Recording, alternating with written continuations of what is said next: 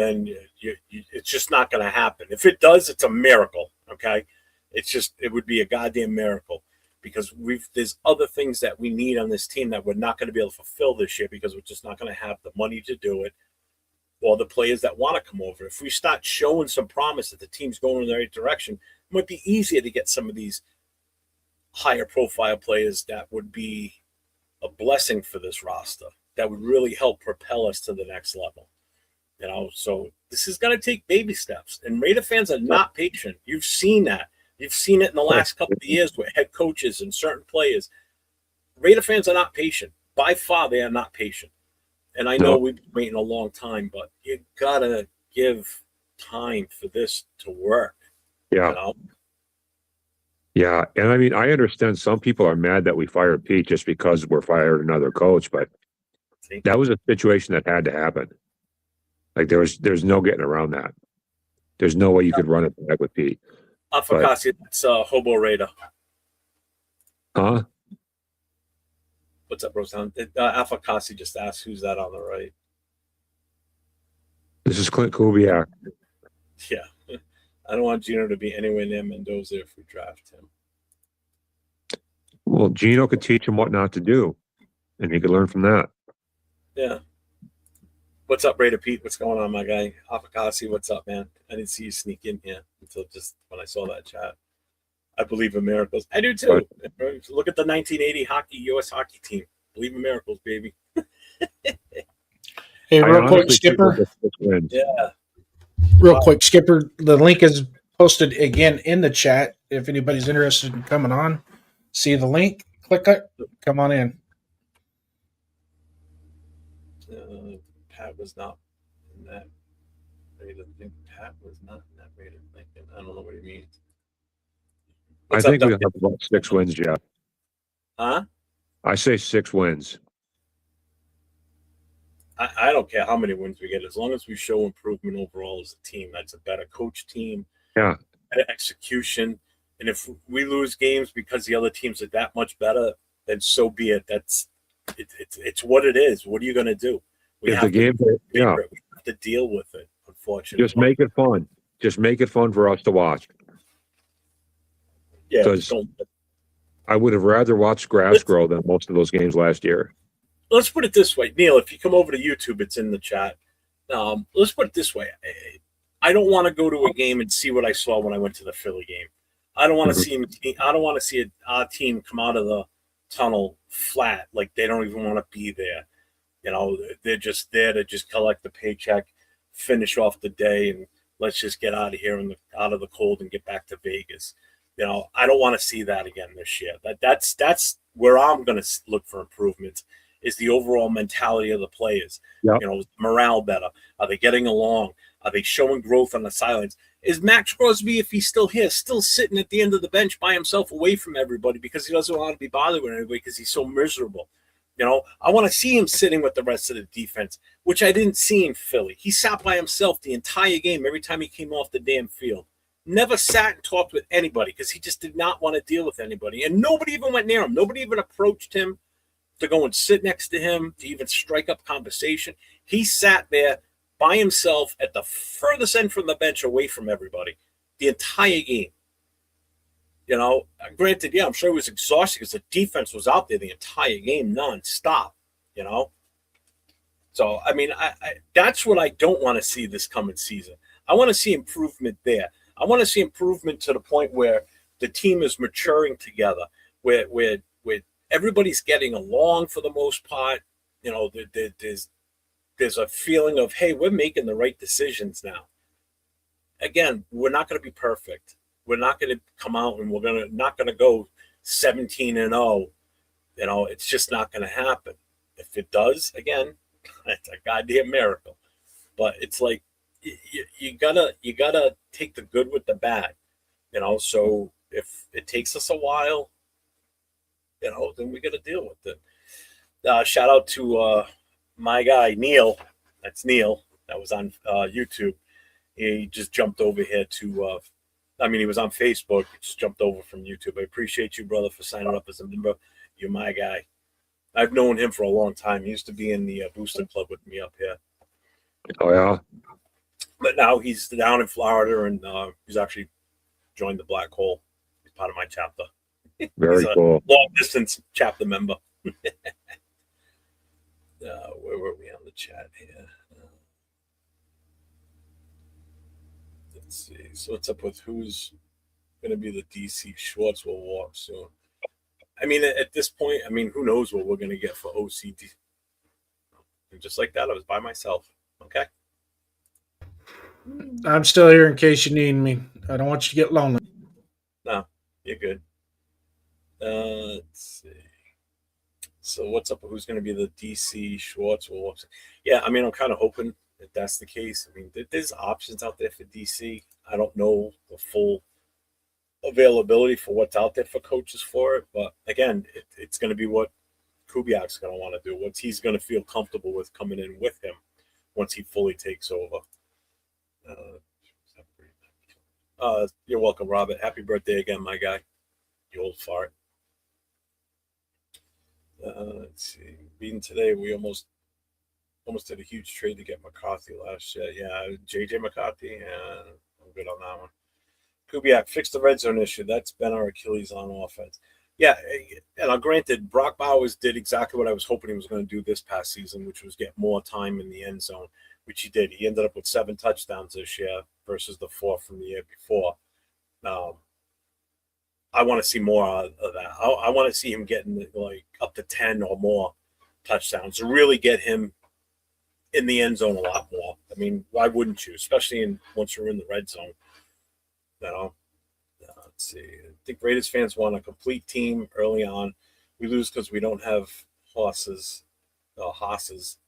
Yeah, we don't lose because we were just incompetent. Well, we have been losing because we were pretty incompetent this past season, if you ask me. It was pretty brutal. But no, you're right, though. We don't have the guys up front to really support, a very well-run offense, But again, I'm still under the feeling that I don't think it was necessarily, in some cases, truly just the talent issue. It was the coaching for sure. I mean, it's shown with, it's shown with the way we found out about Brennan Carroll towards the end of the season that he wasn't really doing his job, and Spytek was having to do what he did to try and get these guys set up and learning and help them be better at their job, So it's like, what the fuck? So I still think there was a lot of decent talent on the offensive line. Like, I honestly think Caleb Rogers probably would have been starting earlier if it was pretty much anybody else out there. I was pushing for him to hopefully be starting before the bye week or even after the bye week. I would have thought he would have been a starter on the offensive line. And when he finally did get a chance, I thought he's shown out and he was good. What's up, Alfakasi? How we doing? Mendoza? Looks like 2 O's. That's all I got to say. Peace. What, did he just come in to say that and leave the fucker? What the hell was that? Yeah, we got Florida Raiders backstage. He's still not connected. As soon as he's come on, we'll push him up on the Yeah, that's stage. cool. No, you're cool. You're cool, Hobo. No worries, man. Yeah, Jason's in the background just playing around with everything. I can see him moving shit around. I like us trying to have a Kubiak as the zone run scheme. We've always failed with it. We have, but again, how much was the coaching the issue too? I don't know. It's all going to depend on what we can do with what we bring in for additional offensive linemen. Do they bring in guys that are better at running that scheme? I mean, obviously, he's going to want players that are going to work well with whatever he's coming up with for an offensive scheme. Again, it still remains to be seen. Until we get all the other pieces in on this coaching staff, it's going to be tough to see the full direction where we're going with this. I've got patience with this, and usually I'm not a very patient guy, but I know that it's going to take some time. So I'm here for the long haul. I've been a fan since '75, so I ain't going anywhere. All right, we got Florida Raider backstage coming up on stage, ladies and gentlemen. Yeah, once they pop in, once they come in, just put them up. That's fine. Hey, what's up, All Eyes? What's going on? Thanks. What's up, Neil? How you doing? Hey, what's going on there, Jeff, man? You see the way I'm dressed tonight. You see the way I'm dressed tonight. I'm cold as hell down here. It's supposed to be like 50, 40 degrees now. It's in the 20s. I'm like, come on. You got your flannels on. Let me adjust your mic here a little bit. Yeah. Brian, talk again? Hello? Can you hear me? Yeah. All right, that's a little bit better. Hello. Yeah, you sound a little muffled, but I thought it was something on my end I could fix, but I think you're good. But what's up, man? It's been a while since I've had you on. So anyways, I'm seeing about this new coaching. Why are we taking another Seattle guy? Why did we pick another Seattle guy? Because why are we picking up another Seattle guy? We just fired one, Pat. Petey, we just, it's kind of what most of Raider Nation wanted was an offensive-minded head coach. Pete Carroll was not an offensive-minded head coach. Pete Carroll was defensive all the way.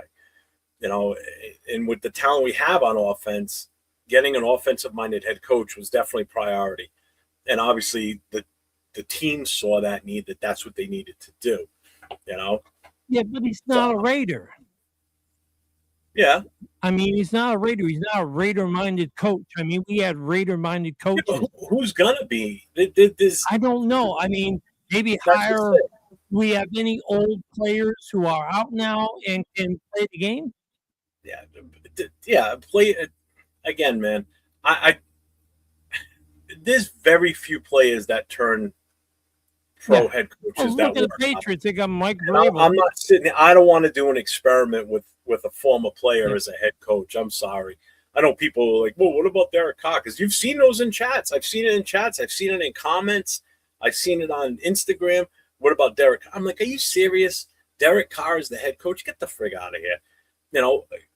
There's very few circumstances where a former player is turned into a good head coach.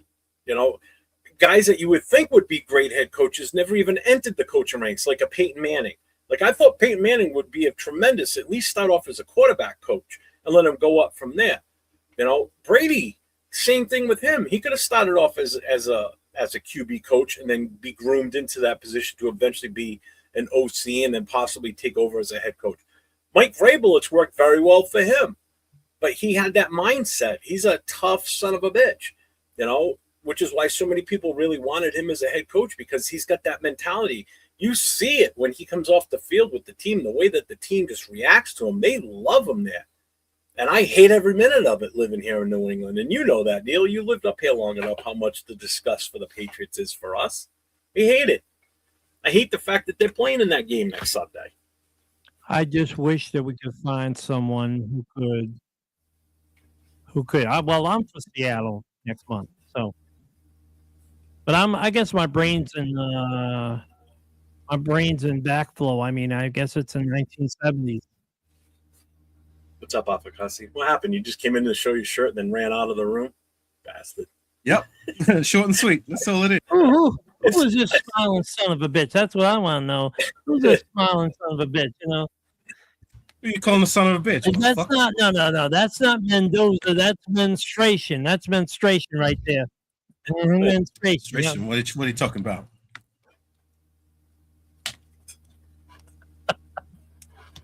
Anyway, so what's going on? Not much. Just sitting here chilling. Figured I'd do an open mic night tonight for the hell of it. Seeing as though, Yeah, I see it. With what went on today with, the potential head coach that we're going to get. I'm not saying the head coach, not until it's sealed. I get that. I get it. I'm kind of there. I'm kind of there with you too. Yeah. Kind of there with you too.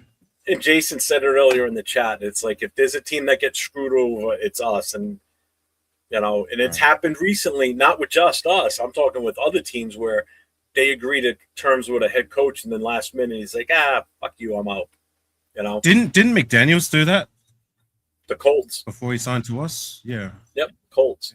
Bill Belichick did it with the Jets. He resigned on a napkin and then went back to New England. I just don't know. Happens.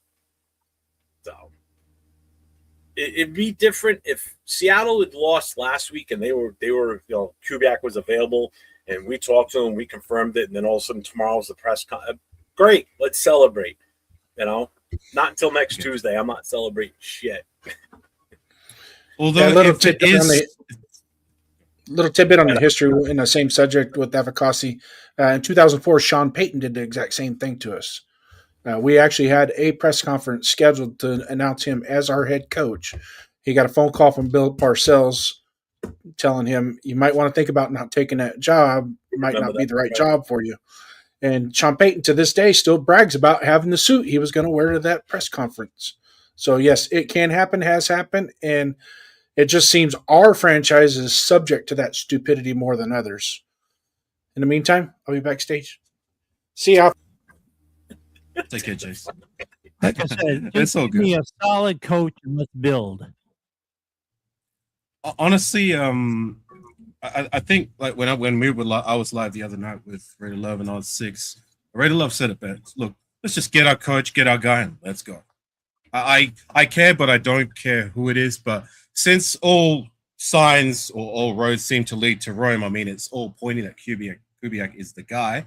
And I'm right there with you, Jeff. Like I'm going to pump the brakes until he's officially the guy. But if he is the guy, which seems to be pointing at, I do like that it's someone younger. I do like that we're going young, something fresh, something new, which is what I want because everything else we've tried hasn't worked. So let's try new things. Let's try doing it something new, something we haven't tried, which is a head coach that, okay, he doesn't have experience as a head coach, but he has good credentials and a resume that has been successful. I mean, he was the offensive coordinator for the Seahawks. They're in the Super Bowl, right? So I'm willing to give it a chance. See how it shakes out. I'm going to get, if he is a head coach or whoever is a head coach, I'm going to get behind him and let's go. And I agree. I mean, I agree on the most part. I mean, we just need a solid head coach. And I think, all signs pointed to Kubiak. I think he is that guy. I think he's definitely that potential. I mean, again, we don't know yet until the season, until we start training camp and all that, and we see what the direction is and, which way we're going with this. I mean, jury's still out on this, so we don't know. It's like I just had another thought about that as well. Good. When we did hire Gruden the first time around, did he have any head coaching experience before that? Or was he just a coordinator? He was a coordinator. We were his first head coach. So there is that. I mean, when we did go that direction of getting someone young, because Gruden was young, very young at the time, who had experience as a coordinator, not so much as a head coach. It seemed to work out then. So it can work. Will it work? I'm going to stay in hopeful mode until proven otherwise. I mean, that's all we got right now, right? No, I get it. But I'm all for going for someone young, something fresh. Let's just get like I said earlier, it's like you got to somebody they need a starting point at some point. Somebody needs to take a chance on somebody to give them that position. We did that with Lane Kiffin, didn't work out that great. We did that with Gruden, worked out great his first time around, until him and Al Davis had a falling out. Tom Flores, it worked out. He got that chance to be the head coach, worked out for him. John Madden, same thing. We gave him a shot at head coach, worked out for him. Art Shell worked out for a while with him on his first go around with us. So it does work in some cases. Look at McVay, another guy that was a coordinator before, gets hired as a head coach. He's already won a Super Bowl. He's been to 2 of them since he's been there in LA. Everybody needs that starting point at some point. Some make it, some don't. So Josh McDaniels, perfect example. Broncos gave him a shot years ago, didn't work out, and then we like idiots hired him, and it didn't work out. We gave AP a chance, it didn't work out. There's another example. There's examples where it does work out, but there's examples also for it, to your point, working out. Yep. And look, like I said, I'm just going to see how it shakes out. If he is the guy, I'm going to get behind him. We need to make sure our lines at least give 4 seconds off the ball. Neil, you're really hard to hear, man. I don't know what the. I don't know what it is. I'm hearing double over here. You still got it on somewhere? If you're still watching the original show, that might be why. I'm trying to figure it out. I'm looking right now. Yeah. You might have to, if you've got a YouTube panel open, that's what's going to give you feedback. Yeah. Hold on one second.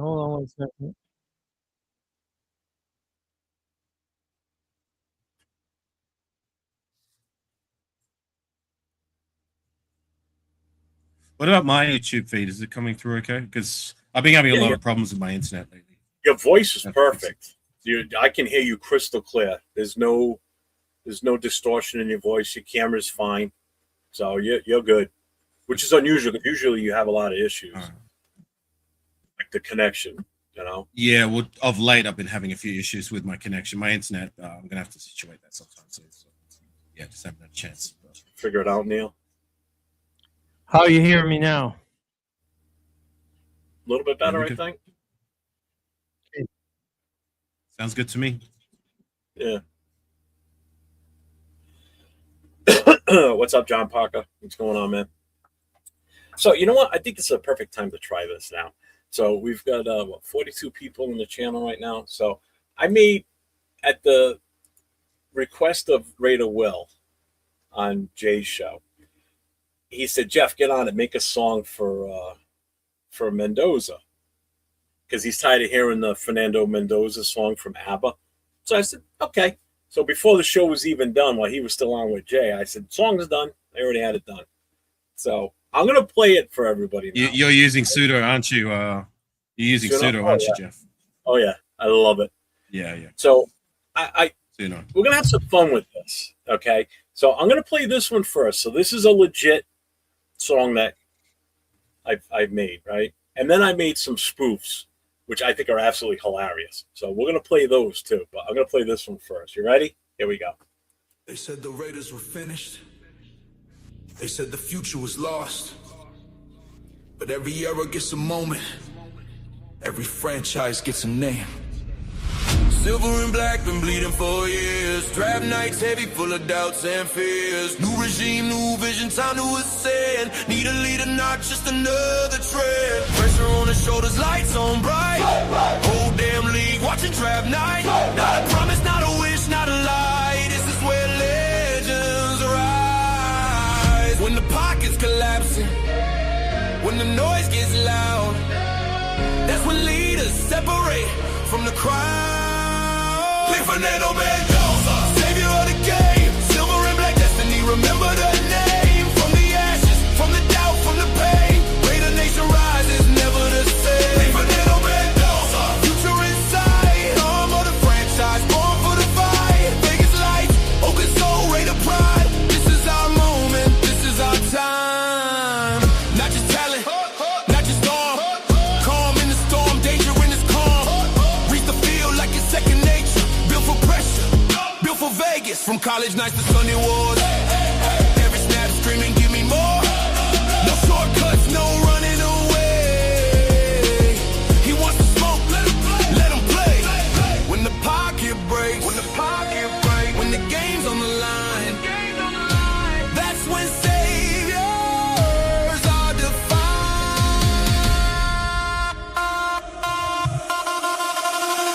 Fernando Mendoza, savior of the game, silver and black destiny, remember the name. From the ashes, from the doubt, from the pain, Raider Nation rises, never the same. Fernando Mendoza, lead us forward, built for this moment, fully armored. Past is gone, future's alive. Raider football, revive.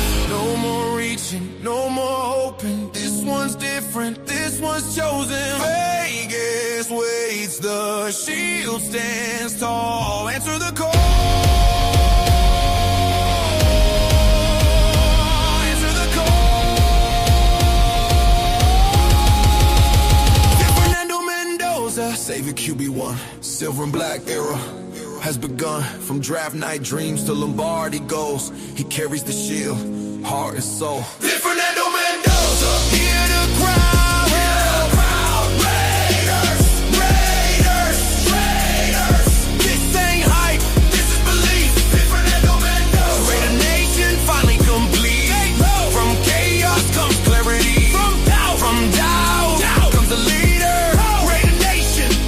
your quarterback.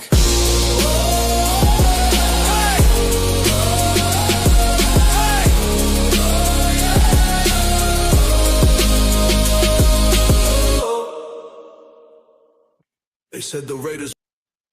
Okay, that was it. I'm trying to look over this Isn't roster that here. better than the ABBA song, though? I'm tired of hearing the ABBA song. Yeah. I mean, I'm a kid of the 70s, so I heard that shit when I was a kid, and it drove me nuts then. Now I'm listening to it again 40, 50 years later. It's like, oh. I'd like to know how we go from beating and losing to everybody to beating New England in the last game of the year here. Because they weren't put together yet. They weren't. They weren't put together now. I want to see them put together for always. I'm just wondering, like I said, two lines, defensive line, offensive line. Who do you figure needs to stay and replace? Because they weren't protecting the quarterback too damn well because, we had problems. You got to get 4 seconds to the quarterback to let him throw. When they're rushing, you got to make that hole for the running back, the fullback, the halfback. They got to get through there. They got to do some yards. Okay, who's blocking? And then we go everybody got their assignments. They're blocking. And they get making some yards on defense. That we have to penetrate everybody's offense. We got to make sure we get in there. We got to make sure we get the quarterback. Pressure the quarterback will get him. And if the running back or the fullback comes through, then we need to make sure he's got no hole to run through. And it's just what I'm seeing. And it's like the Raiders don't, if you got the great defense, you win championships. If you got a great offense, you win games. But great still goes by that same old analogy. Great defense wins great championships. So maybe we should concentrate a little bit on that defense and making sure our line and our secondary are doing their jobs. Yeah, I know what you mean. Defense is going to need an overhaul across the board. There's not. I said, you wanted to talk about like the roster, not in terms of the lines and that. Yeah. But what I'm saying, like to your point, offense wins games, defense wins championships. I agree, both of them go hand in hand, but like in terms of the defense, we need an overhaul across the board. I mean, there's only one guy, in my personal opinion, who's really a bona fide cornerstone of the team on that side of the ball, and that's Max Crosby. Yeah. Who else is there that can't be replaced? I'd say everybody that's there can be replaced. We can find somebody better. If we do find somebody better, that's the hope. Or we're going to need guys to step up and be more than what they were last year, the season before that, and until we see otherwise, it's I agree. We were last place in the league for a reason, right? I agree, and it's like I said, you gotta, Max Crosby definitely a defining moment. I wish we'd have kept the guy we traded off to Chicago, and then he went to San Diego. I mean, I wish we could have kept that guy because him and Crosby with a supporting. With a supporting cast there could have really talking about Khalil Mack. Rain hell, What are you talking about? Neil, you talking about Khalil Mack? Yeah, Mack. Yeah, if they Mack and Crosby were together, imagine how devastating they would be. Yeah, they were never on the team together, but yeah. Oh yeah, absolutely. That was 7 years ago, man. I know. But still, I look at the past and I see the mistakes they made because of money issues, and my problem is you have two greats that you could have been on the same team if you would have planned it right, and it would have turned out great for them. I mean, you still got some solid guys out there, but I see a problem with the secondary as well, and I agree with you. You gotta overhaul the whole damn thing around Crosby. Maybe we should just make it around Crosby, have everybody support Crosby, and have us get some penetration in there where we're hitting quarterbacks, hitting running backs, hitting fullbacks. They're not making new yardage. Well, more recent, like I agree. I mean, coulda, woulda, shoulda. I've said it many times in previous lives. If we're looking at that specifically about what you said about Khalil Mack, I'm right there with you. Like, you do not trade away generational talents, and I do not throw that word out lightly in the prime of their career. You keep them in the door by whatever means necessary. I don't care how much money you had to throw at them. You know what I'm saying? But anyways, that's history. That's 7 years ago. But if we're going to talk more recent history, I agree with Jason. I mean, we rolled the dice with Kuntz coming back healthy and coming back to form. He just wasn't the guy we were hoping. He showed flashes of back in 2023. Whereas Chason went on to we let him walk. He signed on to the Patriots on a very cheap deal, a deal I thought we could have matched. And now he's bought. He's having himself a season, and he's going to get himself the bag next year. So, you know, another blunder from our last regime's decision making. But you know, here we are now. We're just going to have to make up with it. Yeah, I just remember how many times at the bar, me and Jeff was sitting there watching a game, and we look at what happened, and we're like, all of a sudden bad happened. We're shaking our heads. When we like, come on, you know, you guys can do better. 20 plus years, yeah. I mean, it's like I said, people question me, well, why are you a Raider? You know, why are you with the Raiders for so long? It's because I love the team. I mean, I was out in California when they played down in LA. I went and see them when they played in Oakland. I mean, I've stuck with the team for years because, you know, like you have those tiny glimpses like 96, you know, you've had those 3 championships, which we had in the 80s and close to the 90s. And it's so sad that we have all that talent and we're not doing so well. And right now we're not doing so well, and we don't have a lot of talent. So it's the needle's way over here to the red. You know, we need to get it back more towards the mid area, so we're like in the middle of the pack to start. You know, I mean, we're nowhere near ready for that right now. Not with what we got on this team. I wish we were. I wish we were. Well, on the flip side to that, I mean, look, like, it sucks to have gone through what we went through, but now that we're here, I'm glad that we're here, that we have the #1 pick. We're going to be picking early every round of the draft. We have a lot of room to move with the salary cap situation. So we have the ammunition to turn it around. It looks like we're going to hire a head coach that's going to be young, that hopefully brings something new and maybe revolutionary to the table. You know what I'm saying? And can lead us. No quarterbacks from LSU. No quarterbacks from LSU. Right. There's probably not anyone worth a damn anyway. You feel what I'm saying? Like, yes, we're here, and that's the floor. But you cannot get any worse. We were literally the worst team in the league. So the only thing we can do is go up. And I'm willing to give it time to go up. It doesn't have to skyrocket if we can get there. I mean, hey, we're all going to be happy, right? But if we hit the jackpot, automatically. If we hit the jetpot, absolutely. Right. But I agree with you. Right now, where we're at, we're right here. Right. Right here at the very bottom. There's the only way is up, and like it's different in years past, well, recent times, because we've expected a little bit better each year than we did previously. Like, say, even when we hired AP, when we hired Pete Carroll, we expected to be better than the season before. We didn't expect to be so damn low. But now that we're here, all we can do is trend upwards. If we don't, the wins and losses next season for me isn't going to tell the full story. What I'm going to be looking at is just give us enough hope that we can be better in time, much like back in 2014 and 15. You know what I'm saying? And that's what I said before you came on. I was saying that it's like I want to see that progression of what's going on in the sidelines in the locker room, that we're meshing together as a team in a well-oiled machine. We may not have the right product on the field that's getting us the wins and the high points and everything that everybody wants. Everybody wants us to win 52-0 every single game. Not going to happen. You know, I want to see the productivity of how the team is being put together, how they're gelling, and I don't want to see what I saw in Philly again. I can't go through that again because that was just brutal. Watching that team just sit there flat from the moment they walked out of the tunnel till the time they went back in at the end of the game. It was disgusting. Do you think that was them expecting to lose or something like that? Do you think they're already forecasting, Jeff, that they were going to lose that game? Oh, I'm sure they did. I mean, first of all, Kenny Pickett was starting. It was freezing cold. We had basically a blizzard to start that morning off. I mean, we started the tailgate with like whiteout conditions where I was in the parking lot, I could barely even see Lincoln Financial Field from where we were. We were the closest lot to the stadium. Yeah. Couldn't even see it. It was snowing so hard, freezing cold. It was miserable.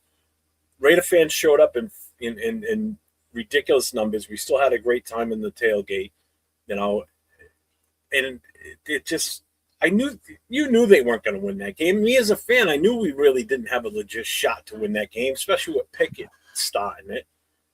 We were just going to be outmatched, and it ended up being worse than I thought it was going to be. You know, everybody thought that KC game was bad and how Andy Reid was just toying with us. Yeah. This felt even worse. I mean, the second fastest game in NFL history. We had the ball for 17 minutes and 52 seconds. That game was a month and a half ago, and I still remember how much time we held the ball for. It was a 2-hour and 35-minute game. Sitting in the stand in the cold, it felt like it was 5 hours sitting inside that stadium, but we were only inside for about 3 hours. So it was cold. I can imagine. I can imagine how cold it was over there. And then, like I said, when you have a team that doesn't even come out and play, it's like you're watching that and you're sitting miserable, and you're like, I'm cold, I'm miserable, and now I got to watch a team that's not even playing today. And it's just like, why did I come down? Made us all his way from Providence to all the way down to Philly, and then there's a no-show, you know. Yep. Hey, Skipper. Well, the tailgate experience was going to make it worth, or at least. Well, that's just it, and that's what I said the whole weekend. The being around the Raider fans and enjoying that weekend, that's what did it for me. The game was just like an added bonus. Taking my wife to her first NFL and first Raiders game, she had a blast. You know, what's up? Hey, Skipper. Tonight is Robert Pena's birthday. He gives us a little Raiders. So we do a little happy birthday for little happy birthday something for Robert Pena. This is for you, brother.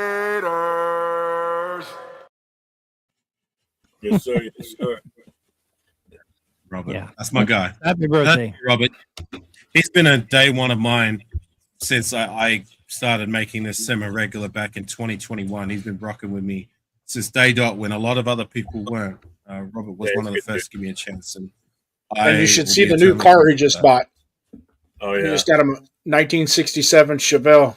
Super Beautiful car. Yeah. He deserves all the nice things and then some. I believe it's the butternut color if it's original. But now it has that's a nice suit because my father had a '69 Chevelle Super Sport, and he loved that car. He loved that car to death. I got a black with white stripe 71 sitting in the garage. Oh, nice. So nice. All right, backstage I go. Just disappears. Mr. Wizard. Well, I'm glad he brought that up. Like I had no idea, but yeah, Robert deserves all the flowers. He supports all of us, and I, for one, do not take it for granted. And I will try to make it a point the next time I'm in the US. Sorry, I'll just finish. The next time I'm in the US, I really want to try and link up with Robert. He deserves that. I will say this about Robert Pena. Every time I make a studio, like whenever I make the show, he's the first one to put a salute in the chat 99.9% of the time. And then after the show is over, he's the first one to post a comment, and it's usually the salute comment every single time. Yeah. So, I appreciate that. Some people don't realize how much that means sometimes, that, you know, people actually, you know, care enough about what we do that, you know, they take time out of their day to do that, you know, and I appreciate that. Hold on here. Why you keep on showing up your shirt? Why not? Why the fuck not? Why not? Why not? You know, why not? Who knows? It's Mendoza. You got the Temu version. Yeah. You can't even read it. This is a legit jersey, my friend.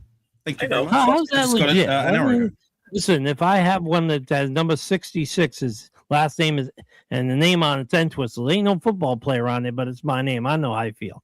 So you know, it's good that we have our Australian brother here to show us some support way down under there.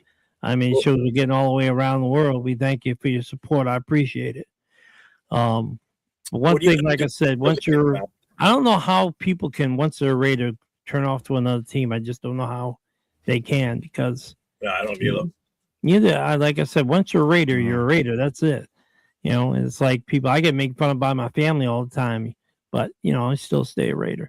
But I have a 2022 Dodge Challenger, which is nice. It's nice to have. But and I got my Raider patch on there, so everybody said, "What the hell are you a Raiders fan for?" I said, "Because that's who I am." You know, I'm not going to jump on the Tampa Bay Buccaneers, boat. No way. In fact, the Raiders made the Tampa Bay Buccaneers. So that's one thing that they owe them. I also wanted to show my Chewy's comment in the chat. Okay. That's why I was showing. Jason, I'm gonna flash it anyway. Jason replaces with something else, so I'm not touching the chat anymore. I'm letting him do it. That's strategic, Jeff. I'm trying to keep it an intellectual conversation. I just love that. That was like an oxymoron. With all the comments and everything, and people just letting out the facts as far as what we had and what we didn't have. I just look forward to a better year. All I can say is I hope we have a better year than last year. That's all I can hope for. Better year than last year. Duncan, I just want. That's the first I heard about it was the other day that the Seahawks were even possibly up for sale. So I don't even know what's going on with that. I just want hope that there's a direction. That's what I want. Yeah. I mean, it can be done. We have the ammunition to do it. It's just a matter of it all putting it together and moving forward rather than just stagnant. And I'm sick of it. And I'll say, go Seahawks for the Super Bowl. I hope they beat the snot out of the Patriots. Yeah, last thing I want is the Patriots. Fuck them. I was watching on the TV, watching the two most hated teams in the NFL as far as from my viewpoint, which was the Patriots and the Mile High Jackasses playing. I was hoping they would fold on themselves, but it didn't happen. And the snow out there, made the game for the Patriots because number one, they were camouflage wearing all that white. And number two, I'm surprised they didn't have a snowblower come right through there and help them out. You know what I'm saying? Yeah. Even Donkey, even Mile High Jackass Stadium, you still, you hope for. So I know Apicassi, you were talking about like a direction, and I thought we had that going into last year. Right. Not so much in the free agency because I think they blew it in free agency last year. We didn't do enough in free agency, especially for the O-line. And I thought I saw his vision when he grabbed those two offensive linemen. Yeah, they weren't the ideal guys, but he added size, he added depth to the offense of line.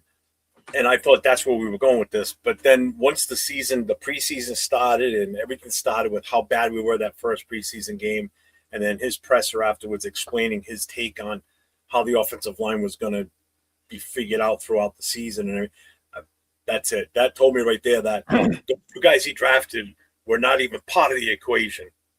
Somehow they weren't being coached right from the get-go, because at least Rodgers would have had an immediate impact on that team. I'm telling you. What I saw, there was multiple instances. Yeah. When he finally got his chance out the field. I see these guys who don't even make the NFL draft, and you're wondering, okay, well, they didn't see you as a potential, but you could be something great, coming in. Maybe you are, maybe you hold on to a team, maybe just the right fit for any team, just picking up on them and going crazy with them, making sure they match you as far as your talent wise going. What were you going to say, Apicassi? I was just going to say there seems to have been multiple disconnects between a few of the coaches, the players, or whatever it may be. And it's another thing that kind of led to the demise. We can't have that again. I don't want to go through it again. Well, isn't Jamal Adams one of ours? Jamal Adams, yeah, he's on a roster. What about him? Yeah, they say he's an unrestricted free agent this year. Oh, okay, right. There's a lot of those guys. A lot of those guys are going to be. Yeah. So we haven't signed a contract with him. Now, let me ask you on Jamal Adams. Do we see him as a plus on the team? Do we see him as a negative as on the team? I mean, I thought he played okay for what he got a chance to do. I mean, Jason or Apicassi, you want to add whatever to it? Yeah, I'll get in on that. I liked what I saw from Jamal Adams when I did see him on the field. It surprised me, though, that they kept swapping him in and out more so than having him there consistently on the field. Because when he was on the field, I thought he was doing reasonably well. And I like that. But at the same time, and this goes across the board, I'm not going to cry spilt milk if we don't retain any of these guys. Yeah, We're the worst team in the league last year. So who cares? The only people I care about are the genuine the guys who I believe have a future with the team, like our draft picks in Bowers, Genty, JPJ, and our franchise player being Max Crosby. Yeah. Most of everybody else are the drafted guys who you need to give time.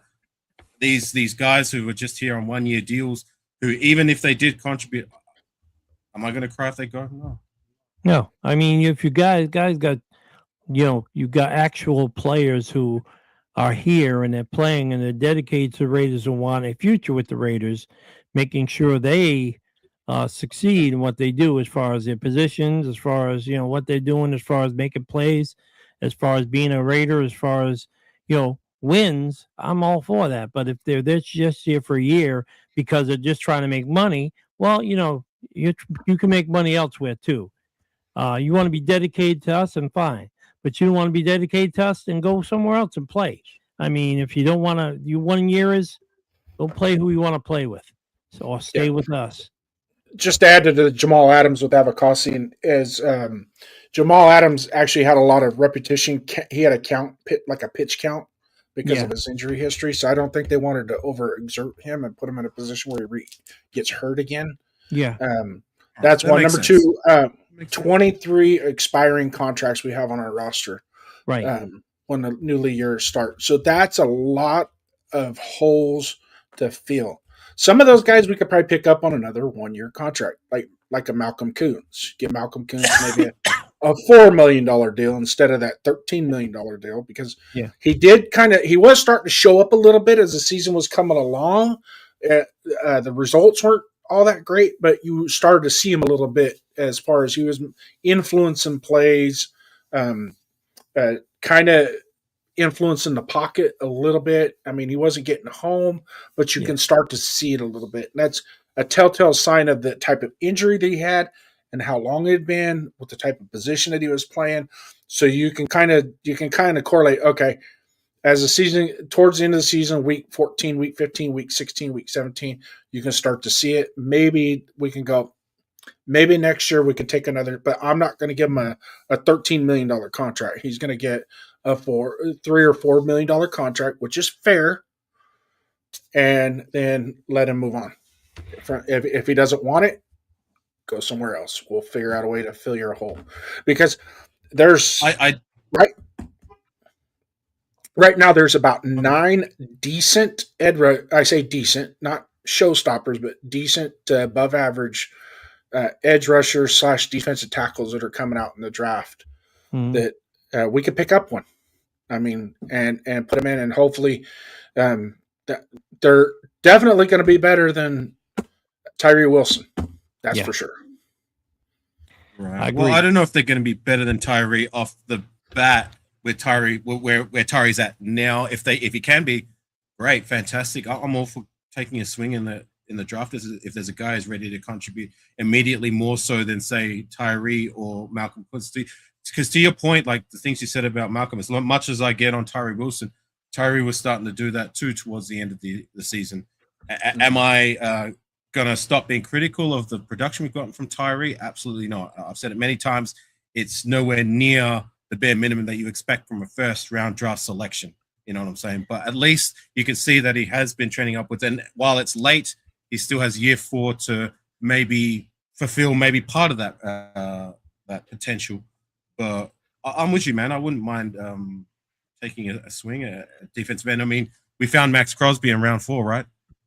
Yep. My question is, do you think some of these players, 1 year, they hold back their talent because they figure that if they show too much, they'll be like let go? No, that makes no sense. Why would you do that if you're wanting to play for another contract? Right, if you want, you've only got. So from where I stand, like it wouldn't make any sense being that like you want to maximize your production. So when you do come up for a contract, you're going to maximize how much teams are willing to offer you. If you're not going to play well enough for teams to want to pay you, that makes no sense to me. So Yeah, I it just doesn't look at matter it what like team you're on, even if it's the worst. So yeah, I just look at it like, you say, why would they hold back? But my question is that, these guys, they have a like an agenda for themselves. And like they have, well, I want to do this, I want to do that. Well, why wouldn't you do it with the team you're with? And why wouldn't you do it, to prove yourself as a football player where you're all of a sudden you're like questionable now because what you're not doing as well. right. Like I said, I just there's other, I guess, factors at play as to why they didn't produce as well as say players like these players that went to other teams last season. I'll give you an example. Divine Diablo. It was always halfway decent for us. Okay, can start, can be rotation, whatever. He goes on to the Atlanta Falcons, I believe, and he goes on to be playing at close to a Pro Bowl level. And we see this time in, time out. To your point, I guess, where these former Raiders go to other teams and they just mystically figure it out. But I just look at it from, it doesn't make any sense if you're coming up to a year where you're a free agent or you're coming off a contract that you would hold your play back, because at the end of the day, you're only hurting yourself and your bank account. And these players have only got one chance in their life to make the money that they're going to make playing professional football. Because once the lights are off, once their season's over, they got to go to other ventures and hopefully there's something else at the end of the tunnel. But if there's not, then, how many players have we lost to the Raiders? How many players have we lost to the Raiders? How many players have we lost to New England? I mean, how many good players who wanted to play with New England didn't want to play with us, and their whole thing is getting to New England and playing? Like that guy last year who wasn't doing so well, and all of a sudden he gets on this fantastic team. He's in the Super Bowl this year. It's like I say, these guys have their own agendas to get elsewhere so they can play with the team they desire to play with. They dreamed about playing with, Well, I don't get your point, because Spillane was a great player for us. Chason was fine when he was with us. I don't understand. Like I said, I'm just figuring these players. I can give you another example. I guess maybe that goes to your point, but I see it more so that it was bad decision making and possibly coaching. Say Mumford. Now he's a guy we cut who wasn't playing well for us at right tackle in the preseason, and from what I understand, he might possibly be starting for New England next week at right tackle for the Super Bowl making Patriots. I mean, make of that what you will. And I guess it does go a little bit to your point, but I don't look at it that he was holding himself back deliberately. More so, it was just bad coaching, bad decision making. Because all of our offensive linemen regressed last season, right? Yeah, I'm just saying these guys got their own agenda. Every player that I see besides Max Crosby and a few players got their own agenda. Yeah, but you look at it this way too, Neil. It's the money sometimes too. Yeah, and that's that too. Yes, the contract he was wanting. All right, so New England, we were going to be outbid by New England for pretty much anybody at that point because they had way more than we did last year. Yeah. So you're going to look at what we gave up by not paying him what Spillane wanted. For the money that we would have paid for Spillane, we ended up signing 3 or 4 different linebackers that all collectively did their part to do what they did out there.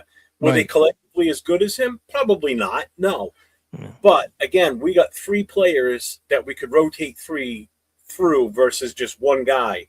You know what I'm saying? That's kind of where you got to look at it that way too. Yeah. I just look at people's agendas. That's all I look at. I look at agendas. I look at people's personal agendas. Agendas in some cases. I don't think there's agendas.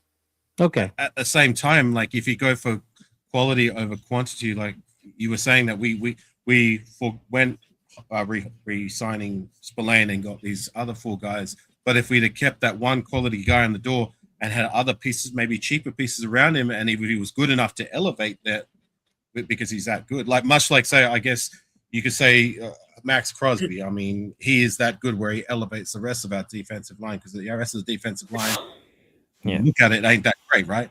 But because we got Max Crosby, I'm not saying Spillane is Max Crosby. I'm just saying, like, you've got a quality enough to maybe elevate the rest of the line, the positional group. Then it could. I mean, like I said, it's just my way of thinking. It's just my way of trying to analyze why we've been in the back picture, because these people always have their own agendas. The players have their own agendas. Everybody says, like Tom Brady, he was a big San Francisco guy. He ended up in New England under Mr.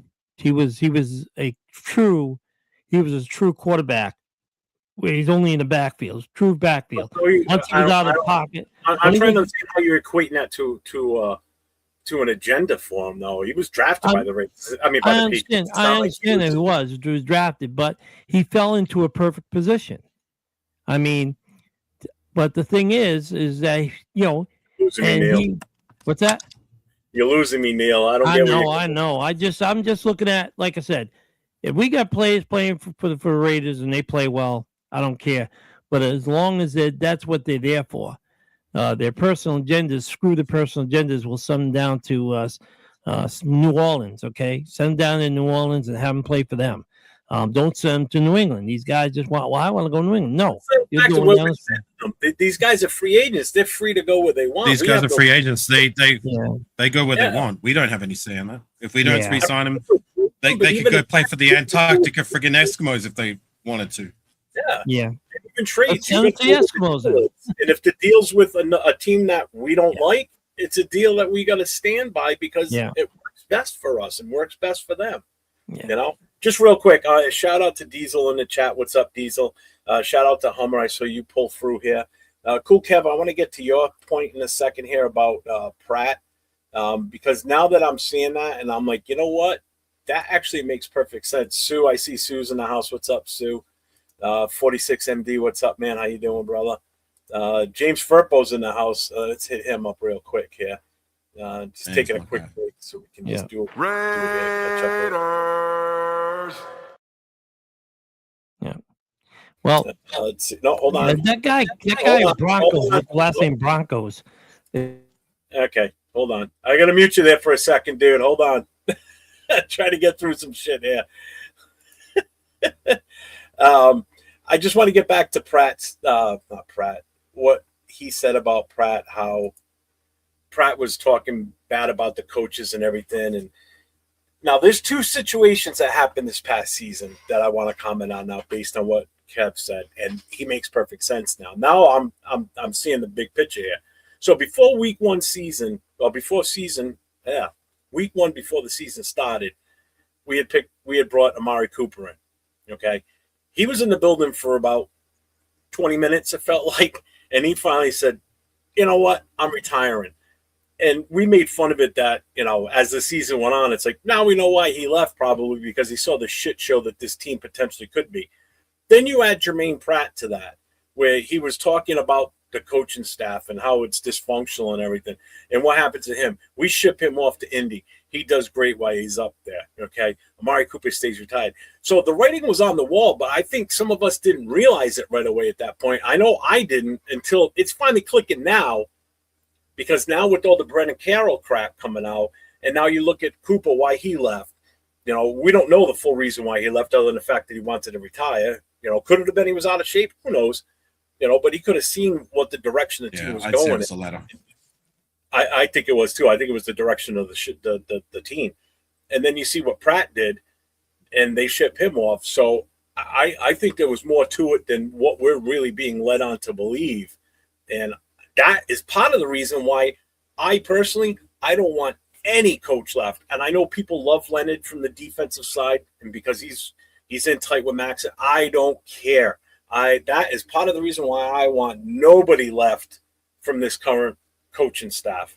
I want a complete wipeout, because I don't want any bad juju coming over from last year being dragged into this one. I want this to be as smooth ocean sailing for whoever. If it's Kubiak is guaranteed and he's here once he signs, I want it to be smooth for him. I don't want I want him all his guys that he wants, that he knows he can trust. I don't want any leftovers. Nobody likes leftovers sometimes, right? So, Yeah. So do we have the coaching staff as far as Bill Belichick? Is there anybody? I mean, not Bill Belichick. Pete Carroll. Do we have anything left over? everybody's still there. The only ones that are gone are anybody that's left the team. So Pete Carroll's removed from the ranks. Patrick Graham's off of there. There's a couple others that are missing from there. But until, they're all still employed by the team, but eventually they're going to be obviously either retained or let go, but I want them gone. Yeah. The one that's still on that list that drives me freaking bananas, why he's still there, because it already shows that he didn't do his job, and Spytech knows he didn't do his job because Spytech was doing his job, is Brendan Carroll. Why is he still on the payroll? Why is he still show up in the coaches list when you go to Raiders.com? Why is he here? He should have been. I'm gonna sign up. Look, it's a matter of time with him. Not sooner. He's not coming back. No, he better not. So, cool, Kev, I get what you were saying with that. And now it makes perfect sense. 100%. Let's see. Is there anybody else that popped in that I might have missed? Hey, Jeff. Hey, it's Whack-A-Mole. With what? Whack-A-Mole. Don't make me turn you into HR. Hey, check this out.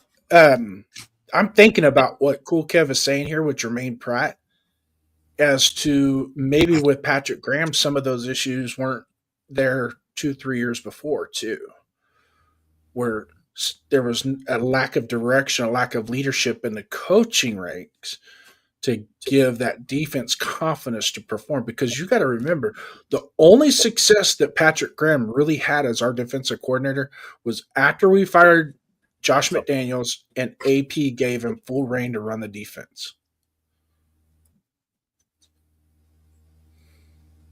That's when the defense actually was playing halfway decent. I feel with Patrick Graham specifically, like when I look at it, I feel Patrick's when the defense was on in the last few seasons, when Patrick Graham was our defensive coordinator, they looked a lot better than just every other defensive coordinator we've brought in the door for the last 5, 6, 7, 10 years. And when you look at the player base that he had to work with, I mean, we didn't really have that many bona fide stars to deal with either. So, that's I appreciate Patrick Graham more than look at him as one of the bigger hindrances for us in the last season. But you know what? He's not here anymore. Thank you for your service. I'm not looking at that anymore. I'm just looking at moving forward. Yeah. I'm just thinking, it's from a hypothetical standpoint because of the thing, like he was bringing up with the Jermaine Pratt and whatnot, as to whether or not, because you got to remember with AP brought in a couple of his disciples to be quote unquote type, what do you call it?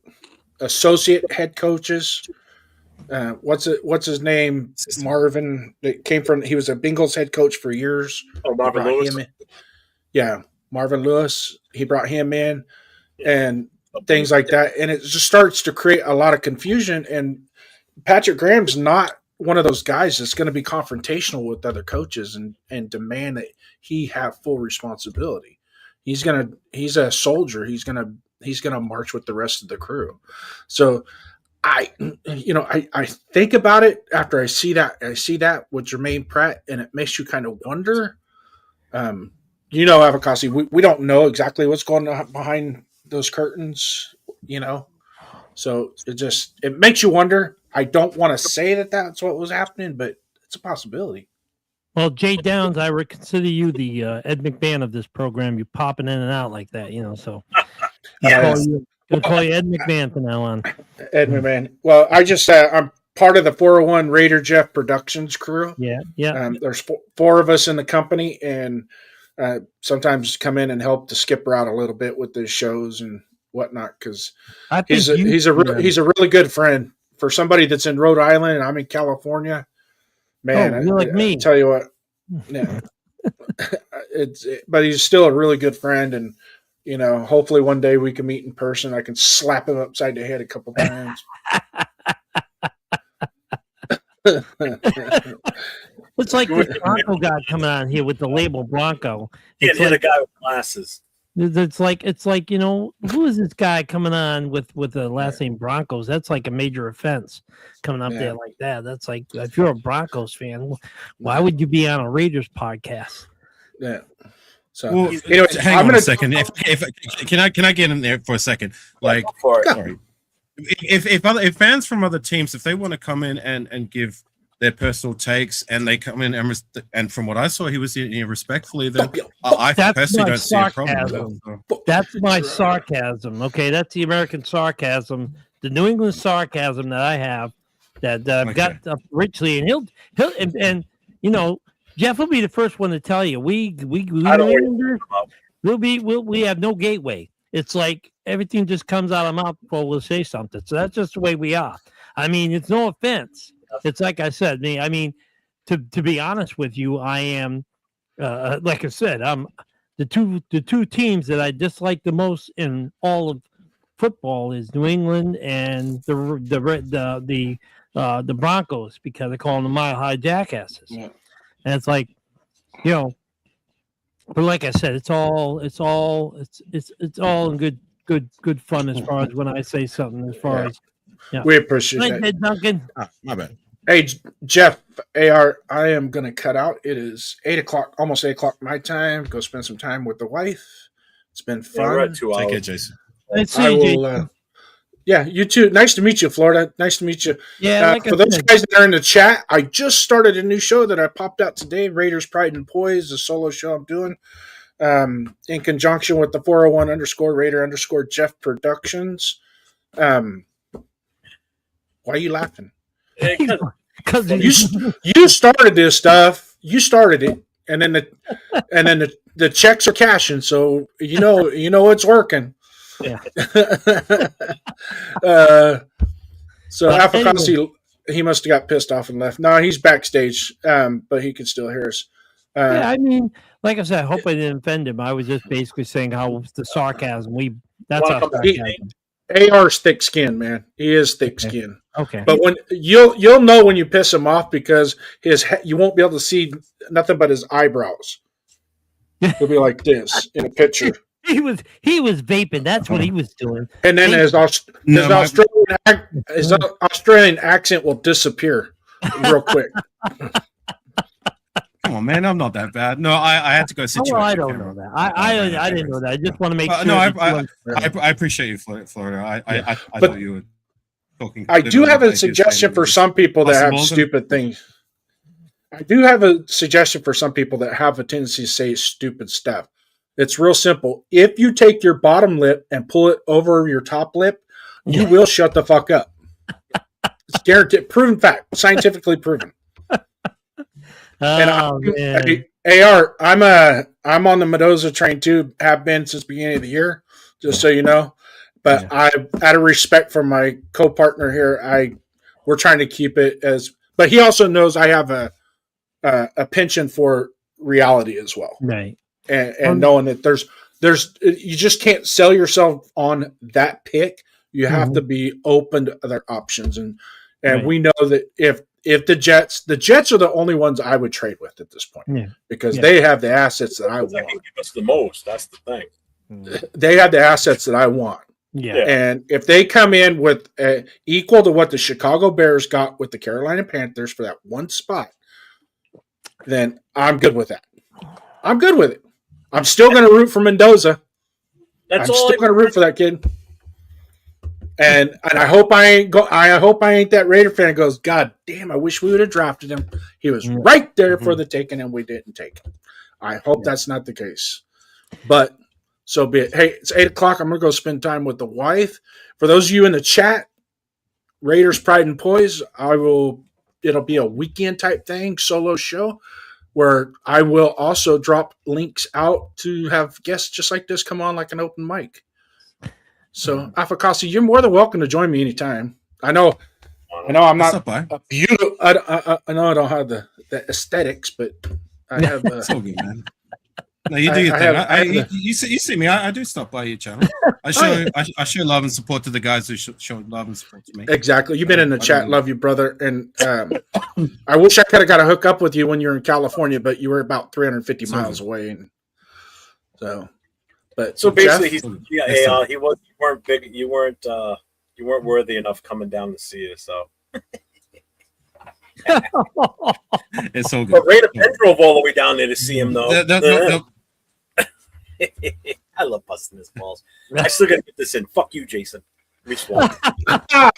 I got one. Hey, Raider, nice to meet you, brother. Avocasi. Yeah. Thanks. We'll keep in touch in the off season. I plan on winning a bunch of your bunch of trophies in your trivia games. Right. Yeah, Nobody else I'll get can back do it to like me. sometime when I find some. I guess. Even Jeff tried it and he was pissed off. He's like, I can't even get the question out. You already answered the damn thing. What the hell? Like, well, know your Raiders, brother. Know your Raiders. All right. No, Well, I know this. me I myself, I think don't come I in- saluted you on the live, so I appreciate it. Yeah, I don't. Yeah, you do. I don't Thank get you. I involved appreciate it. much. I just bought the mic and the camera, so I'm a plan to do a podcast, but I'm not sure which subject I should touch to because number one, I like I said, when I come on, it's because Jeff's on here and I know him as best, and I'm getting to know other people. But being a soldier for 26 years, it's just sometimes it's tough to get on anything. So, but I appreciate you guys coming on and let me on. I enjoy having you on when you come on, man. You know that. Yeah, I know.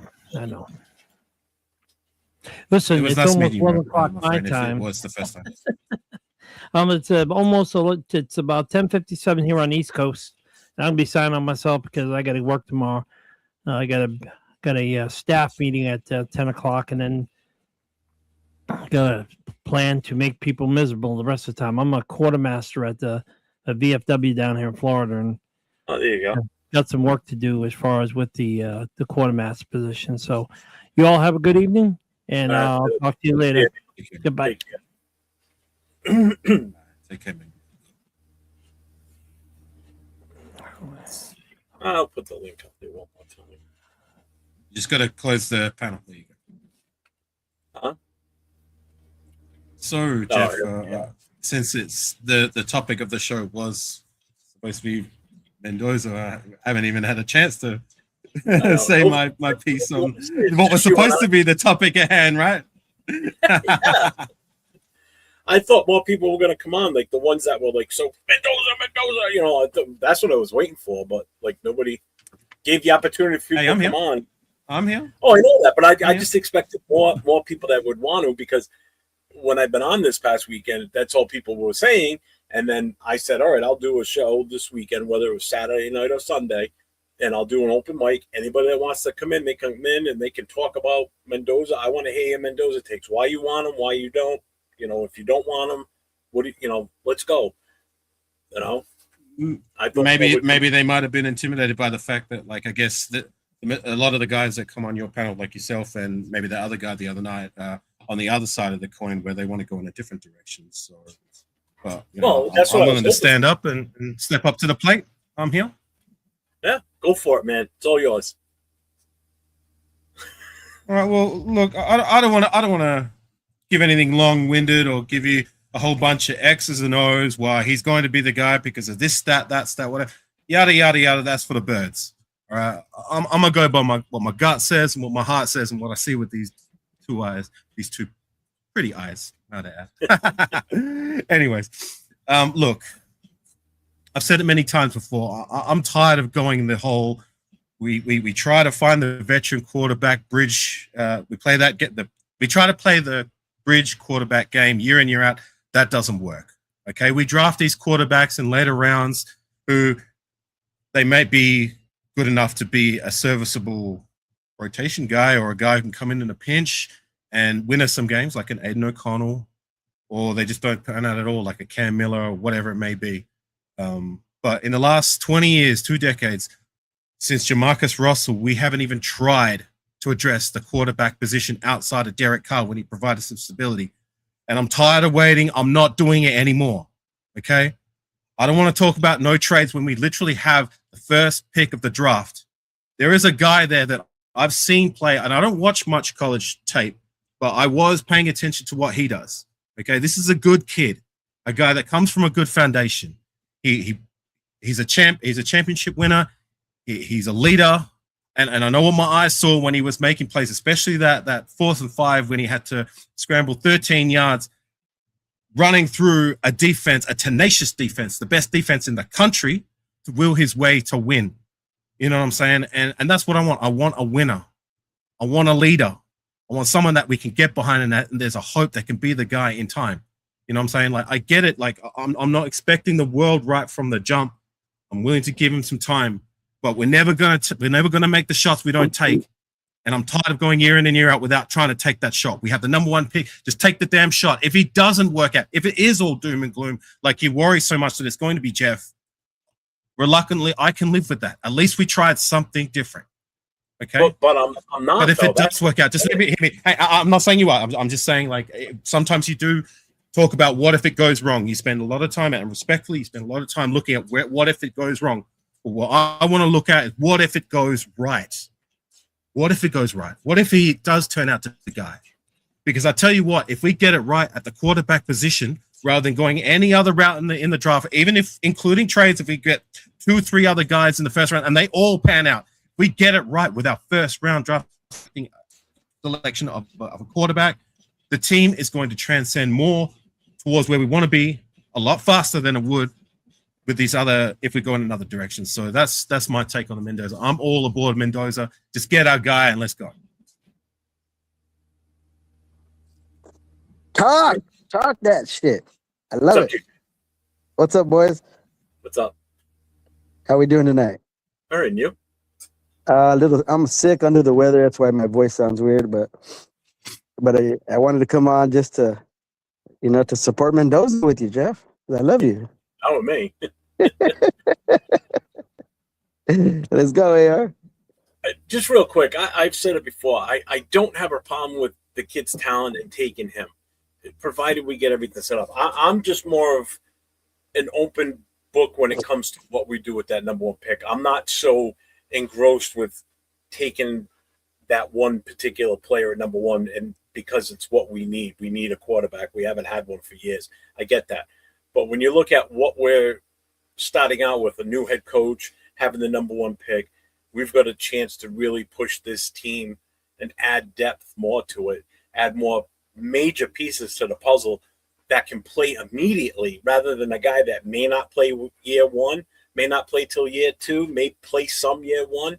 You don't know. When you could get guys, especially if we end up with 2 first-round picks, part of this trade, where we could get 2 guys that can come in and start immediately and have an impact and show that we're trying to progress and do something to build this team with a young nucleus. Because that's 2 guys on the 5-year rookie contract if we pull off this trade and we get 2 first-round picks versus 1 player.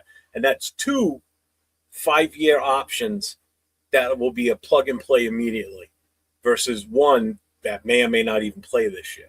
That's how I look. I look at for the most value with that number 1 pick, and taking a quarterback at number 1. I guess I'm going to say about that when you finish it. It's not the ultimate value at number 1. That's my take. So I'll have at it. Let you go.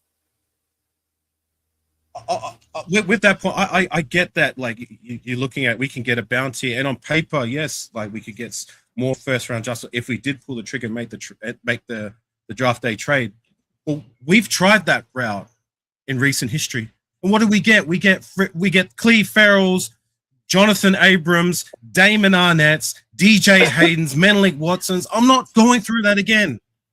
I'm done. Yeah, but see, I'm looking at that. I want to try something different, to try something fresh. I want to try something different, a route we have not taken since trying to swing with Jamarcus Russell back in 2007. That was nearly 20 years ago. And we have not tried in the first round. All these other are finding their guy in the first round, except for us, because we don't even try. Just fucking try. If it doesn't work out, I can live with that. But we're never going to make the shots we do not take. The time is right. The time is now. I'm not waiting no more. Yeah, I agree, and I understand where Jeff's coming from. Based on where the team is today, we have a lot of holes that need to be filled in order for Mendoza to succeed. But we still got to be a little patient with free agency. Hopefully Spytech makes some big moves in the offensive line and defensive line and cornerback room and some wide receivers. We got the money. If we're going to take Mendoza, he's going to be on a 3-year or 4-year deal, possibly 5. But in those rookie years, that's when we build it up. And I get where Jeff's coming from. It's just we don't know where we're going to be next year in the draft. We may not get a shot at the quarterback we want, and this is the only year that we actually get to decide. So we are in the driver's seat to take the shot. Let me put this in a different perspective then, because then I want to see what your take is. Okay, so you're saying instead of trading and moving and getting these other players, which is always going wrong for us, but yet let's stay with the number one, take that number one quarterback, which in the past has also gone bad for us. So you're basically saying the same thing, but right. It's okay. I guess it's you know what I'm saying? So you're saying it's I get it. I mean, I'm not being an asshole. I'm just trying to put this out there because as you were saying, no. I get you, and that's fair. But I'm looking at I also highlighted with Jamarcus Russell. That was nearly 20 years ago. It's nearly 2 decades ago. Those other draft day trades were more in recent history. That's why I make the analogy. But it is a fair point. I get what you're saying. But it's also that's why I don't have a problem with making moves or even taking the player because it's different regimes back then, and even the most recent failures have been different regimes, different people running the show. So yeah, but sometimes there was also one common denominator with this, and the last name of that person involved was Davis, whether it was Al Davis or Mark Davis that were muddying up the waters. And if he let Spytech do what he's supposed to do, I have all the faith in the world in Spytech. And now with our new scouting team, with the guy we brought in from Philly running the show, this is going to be the true test this offseason right here on the valuation of these kids coming out. So you will probably see better draft picks and taking better chances on some of these plays in this draft. Because remember, yes, the guy was here last year that came over from Philly, but all the reports and everything were done by the old scouting system. Okay, so it wasn't his product that he had to go by those scouting reports. So now it's him and his crew that put these scouting reports together. So you're going to see hopefully you're going to see better evaluation of talent from these college players coming out. A little bit more homework done on some of these kids, vetting them properly, finding out more history of their background, because we've obviously seen that in the past where we didn't vet these kids good enough. And Henry Ruggs aside, Henry Ruggs was not a vetting issue. That was just a bad mistake. Arnett was the problem. Damon Arnett because there was stuff that came out after the fact that he had stuff also on social media way prior to that. Okay. Yeah, he wasn't even a first-round prospect, and they took him in the first round. Yeah. But just to your point on getting more draft selections, I feel we have enough. Yeah, granted they're not in the first round, but we've got 9 other draft picks to shake things up. I mean, I highlighted before, we found Max Crosby round 4. I mean, those picks are hard to come by, but it can be done. Just because you've got 3 first-round picks doesn't mean you're going to get 3 bona fide starters or even good players, which is what I was trying to highlight. You know what I'm saying? I just want to try something different. I don't want to try anything cute. I just want to take a swing at our guy. You know what I mean? Okay. I can't say it enough. I'm tired of waiting. I'm not waiting no more. Well, what happened? Oh, go ahead. I'm sorry. Go ahead. I got a question for Jeff. If Spytech makes the big moves that we all anticipate, and where our team is better prepared for a quarterback, do you change your perspective on taking him first overall? Are you talking about free agency? Are you talking free agency? Yeah. If Spytech makes good moves, then right. Why wouldn't we? I've been saying that for weeks. I've actually been saying, go back to all my shows when it comes up and people say you don't like Mendoza. No, I'm correcting myself. Listen, I have to do this every show. Somebody comes off with you don't like Mendoza. No. And Jason even stood up in a chat the other day and said that it's not that Jeff doesn't like Mendoza. It's I don't like taking him with the number 1 overall pick. I have no problem with Mendoza if they deem he's the guy, provided we address the situation in free agency, which means if we bring in one or two, preferably two, solid At least. veteran offensive linemen, go get your guy. I'm all on board, and I'll support the kid 100% and pray to God that he's the guy going forward for the future of this team and puts us in a position to win. If we don't address it in free agency, at that point, it's already going to be too late, okay? Because now you're going to have to hope that we address it in the draft. Because if we come back another season with Kappa and Parham and all these other crappy players that we have, granted, we've got Miller, okay? You've got JPJ. You've got hope with that kid Rogers, because I think he's going to be a starter next year, hands down. Glaze, I don't know what's up with him. He looked awful this past season. Hopefully he gets. He looked terrible. Together. He looked absolutely a pitiful. He was getting burned left and right. Yeah, moving the Hopefully guard. they get Right. shit fixed. But, So now I think we all agree that a lot of that had to do with coaching, right? 100%, Yeah. 100%. You know, Yeah, right. but again, we still need. Sorry, Jeff. We- Go ahead. All right. We need to plan for the future with Colton Miller. Obviously, we've only got him for 2 years, and yes, he's still the top. I think he's still one of the top left tackles in the league when he's healthy. Okay, but if we address it in free agency and bring in at least two guys that can solidify that offensive line, and then give you a chance to let Grant grow a little bit more, because Grant may not be ready yet. Who knows? And to get some confidence back in Glaze, to where they can eventually take back over as the future youth of this offensive line. I'm all for it.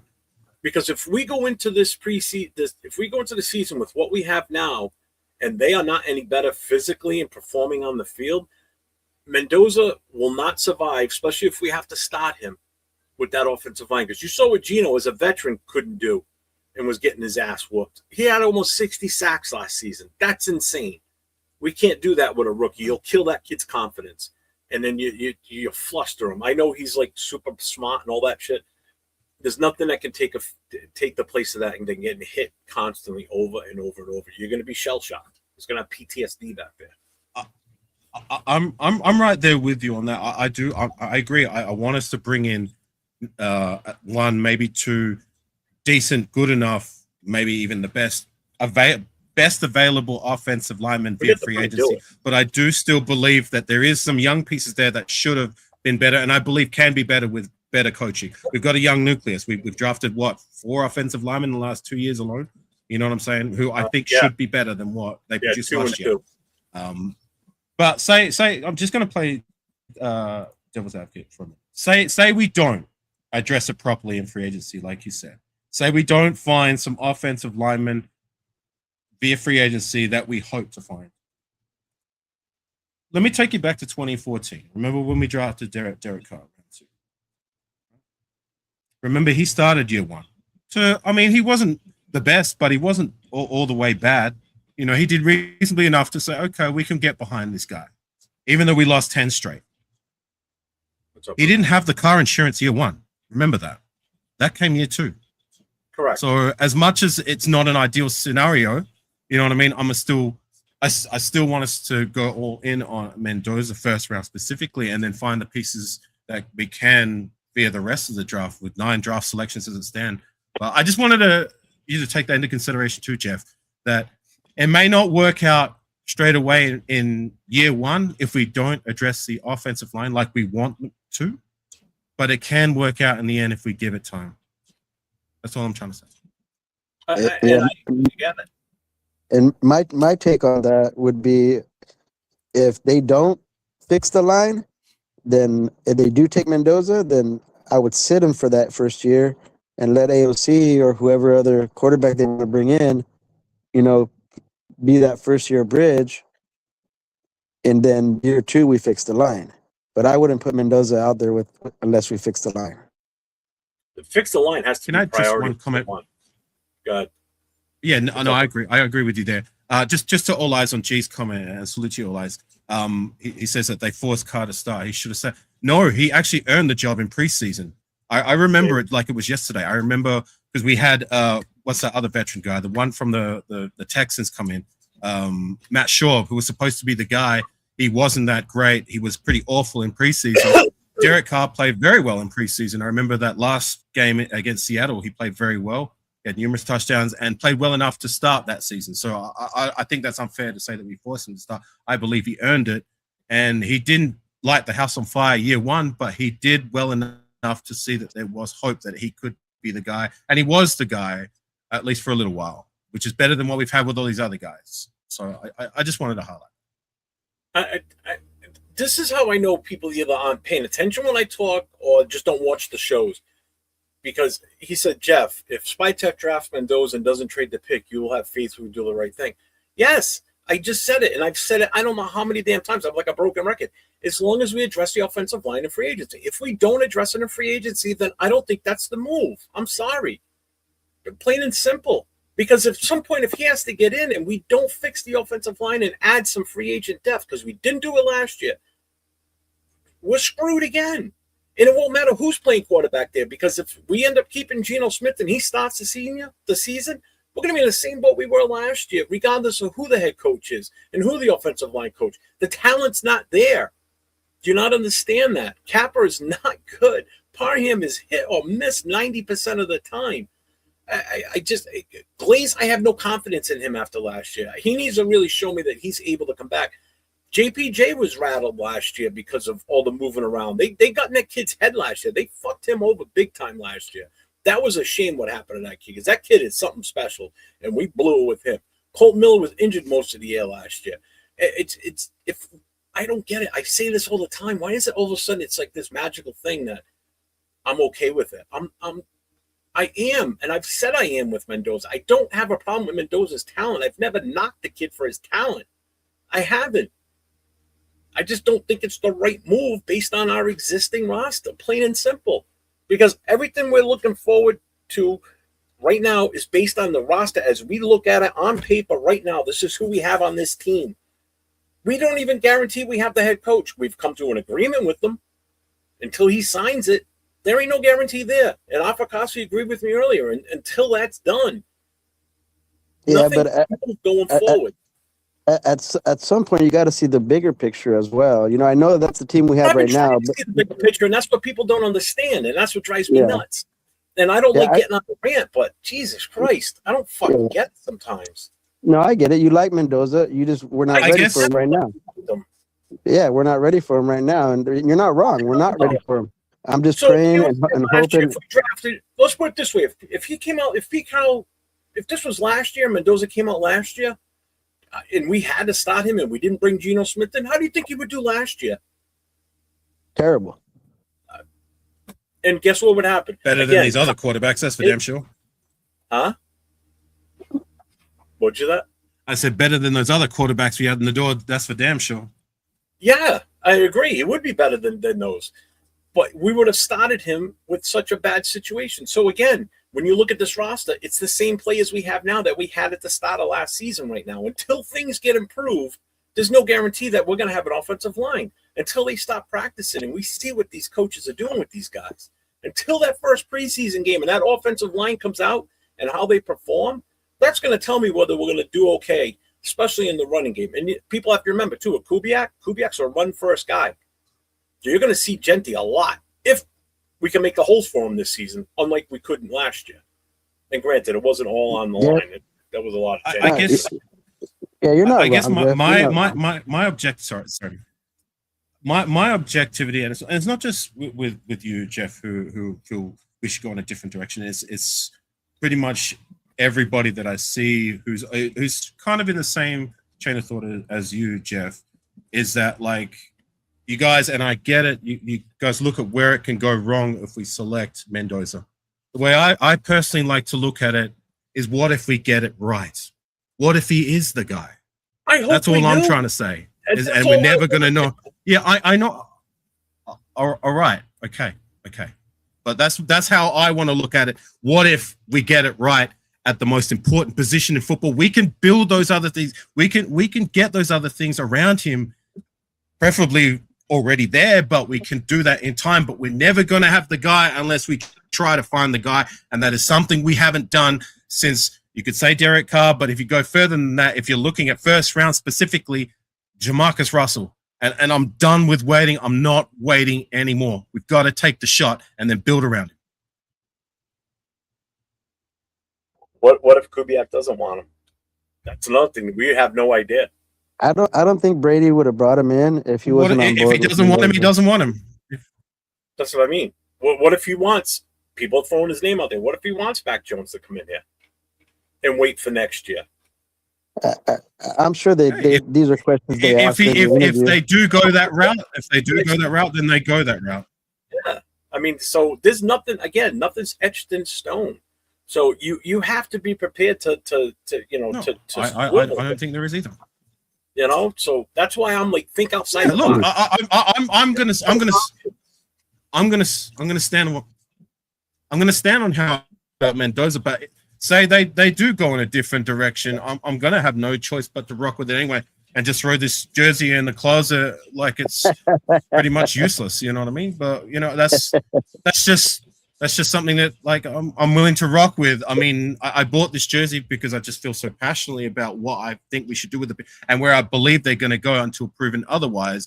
And I'm going to show him my support even before he's even a Raider, because I truly believe in my heart that is the route that we're going to take. Like I'm a gut kind of guy. Like I highlighted before in any of my points, that I'm not a no kind of guy. I'm not going to give you a whole bunch of bullshit based on stats and all that crap. I'm just going with what my heart says, and it's right there. I think he's going to be the guy. Thank you. I hope he is. I really do. Because I'm tired of waiting too. You know, and like Money says, based on Kubiak, Genti, the rich free agent market of O-line players, 10 draft picks, do you honestly think we're not going to address the O-line, which is a huge need? You keep talking double. Because until I see it, I'm going to be that way. I have to be. I have to look at what we currently have. And everybody else should too. I mean, everybody's got these hopes and wishes and dreams of, we're going to get this guy, we're going to get that way. You still have to hope that players want to come here, because we're still, until things are proven otherwise, we're still a dysfunctional organization. And you can't argue that we're not, because we are. We are still a dysfunctional organization until we start see the direction this ship is sailing going forward. You know? Yeah, I think the first step is the coaching, and it looks like it's going to be Kubiak. So that seems to be the right step. Everybody, seems to, like the guy as a head coach and the staff that he brings in. Once he brings in that staff, then the next thing we do is attack free agency, and that's going to be critical what we do in free agency. And then from there, that's when we decide on who we take in the draft. Right now, we're looking at people we want in the draft based on the roster we have. But by the time the draft comes, our roster is going to look significantly different. Right. It always does. But I just feel like, and before you want to go and read your super chat, Jeff, like, I just, no matter what route you take in free agency and needs for the draft, we gotta try and find our guy. But you go ahead, Jeff. Just want to shout out to Aunt Six here with the $2 super chat. Draft Alvaro Martinez and Dustin from USC. USC's a good school. I hear that Dustin guy's really good. They got a wide receiver coming out. Oh yeah, two-way player, right? Yeah. Yep. Yeah. Okay. What was I here? Arnie had a question. Shit, what was it? God dang it! I gotta go back to it now. I'm a little behind again on the chat. Fuck. Just while you look for that comment, I hear that, Raiders. I'm just going the opposite direction, where Jeff is looking at worst case scenario. I'm looking at best case scenario, and even a middle case scenario. If Mendoza, if all he is like, middle of the pack or maybe teetering on that top 10, shit, I will take that. I will take that over what we've had for the last 10, 15 years at quarterback not named Derek Carr.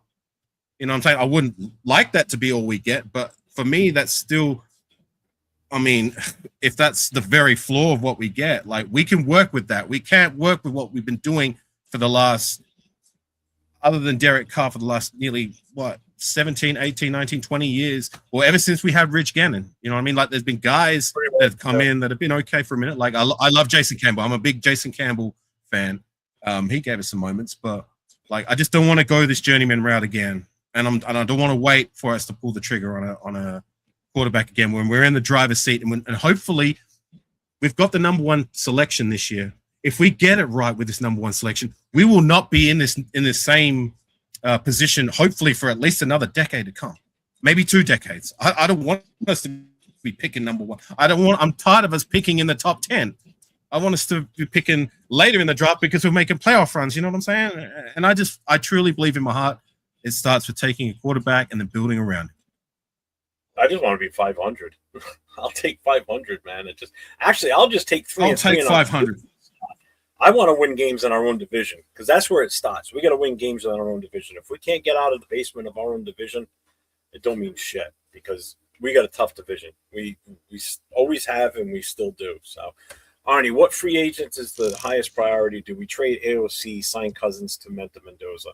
My number one overall free agent grab attempt would be Lindenbaum, the center from Baltimore, but we're going to possibly be in a bid more possibly with the Giants because there's rumor he wants to follow Harbaugh to New York. And that would definitely, if I'm him, I would go there rather than here if I'm that player because I think New York's Who are you talking about? Who are you talking about? Lindenbaum, Who are you talking about? from Baltimore. He's pretty much like the number one free agent offensive lineman that's out there. He's getting good. And the Giants have a good center, so they would have to let him go. They do. So, but if I'm him, I'm pushing for the Giants to take me because I think the Giants the only thing I guess would be we're away from being good. The Giants are not that far off. Go ahead. The only thing where we would have to come to the dance. Sorry, Jeff, my bad. The connection's bad. No, you're good. Is that we're gonna have to offer him more, and I'm prepared for them to do that. We have the money, spend it. If the Giants are gonna give him, I don't know, what do you think he's worth? 20 mil a year? It's close. Market value is 17 to 20. Yeah. All right. If they offer him 17 to 20, offer him 22 to 25. Make it enticing. Just do whatever it takes. One of the highest paid. He'll definitely be the highest paid offensive lineman. Well, maybe center. Left tackle interior. Higher. Interior. He's going to be up there. He's going to be the highest paid interior lineman for sure. But I think he's worth it? Yeah, I really do. And I'd rather have a bona fide center, somebody that's played center for multiple years than put JP back at center. I think JPJ needs to stay at guard, plain and simple. I think he's going to utilize that guard, especially if the left side. If we move JPJ to the left side along with Colt Miller and we get Linderbaum at center, that left side's solid as it could be. That would be Gentry's bread and butter running up the left. Even if we miss on Linderbaum, there's still I'm sorry, Afkasi. There's still that right tackle Braden Smith and Elijah Vera Tucker. If we were to bring both those guys in and to shore up our right side and then put JPJ at center and then we just need a left guard. I was just going to say just to sorry, go ahead. My bad. No, go ahead. Go ahead. Sorry, I was just going to say to Arnie Garza's comment there. Rodney Hudson changed our offensive line completely. Yeah, and that's why I'm highlighting when I go back and I'm looking at what worked for us in the past, where we have drafted a quarterback either round two with Derek Carr. We didn't have the car insurance year one. We had Donald Penn, but we had I think Stefan Wisniewski and maybe who was it? Jared Valdir was still there, but he was out injured for a lot of the time. But when we did year two address the offensive line via free agency and built around the young guys like Gabe Jackson to shore up the rest of the offensive line, we had Derek Carr's best days. And that's, I guess, to your point, Jeff, you would want to build the offensive line. All I'm trying to say is that if we don't address it properly year one, it's not an ideal scenario, but it can be done. We can do that year two if we take a shot with Mendoza. It's not all doom and gloom. And to be honest, like, the young players, I've lost a lot of faith in them with their play, but I found that to be very inexcusable that we had guys that show so much promise year one, and for them to regress like they did year two, and to hear the stories about what the coaching was like, for me it just screams coaching. Like, if with the right coaching, I believe those two guys we have, JPJ and DJ guys, and the other guys that we drafted last season should be able to take that next step up in Caleb Rogers and Charles Grant. So there's 4 young guys there that we can build around. Like, our offensive line sucked, but it can be better with the right coaching. And if we do bring in another piece, if we do re-sign Colton Miller, then I'm good with rocking with this offensive line with the right coaching. Yeah, coaching matters. If we get it right with coaching, you know, we're going to be set for many years to come. What's up, Rafa? I know I missed a bunch of comments. I'm skipping right to the end here. I got to catch up. What's up, Raidosaurus? What's going on? Just thinking worst case scenario that we don't change anything. He isn't saying that he doesn't want Mendoza or anything. It's that if we hypothetically don't change things, it not necessarily won't work out, but it's not going to be good. I'm not going to sit there and say it's not going to work, but it's not going to be good. We're going to have some serious learning curves. Jeff, you just said you had faith in SpyPeck, which is why I asked the question. The fucking problem isn't me not listening, rather it's you not remembering what you said minute by minute. I've been saying this all along, though, that I don't have a problem with Mendoza. My God. And yes, I do have faith in SpyTech.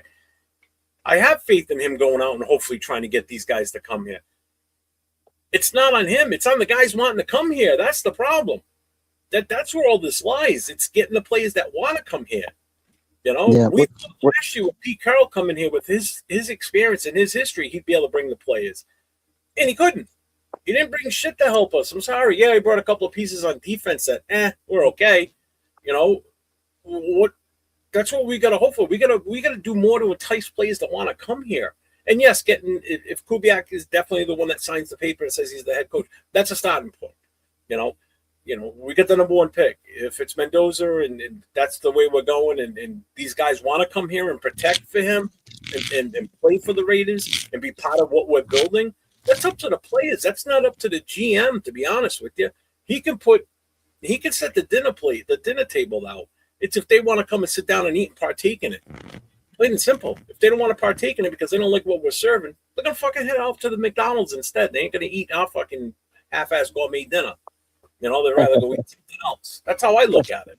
You know, when you put scraps out there, nobody's going to want to sit at the table and enjoy the ride. You know, come on. Yeah, the way I look at it is money talks. If we put the most money out there on the table, we're going to have to overpay for a few of the people that we want that don't want to come. But in the end, you know, if the contract is bigger, the offer is bigger, majority of the time the player's going to go that way. Especially if we get Kubiak and he wins the Super Bowl. You know, I would want to play for a coach that just won the Super Bowl. Can you imagine having a young head coach at the helm and a new quarterback that we drafted round one? So we got a young head coach and a young quarterback.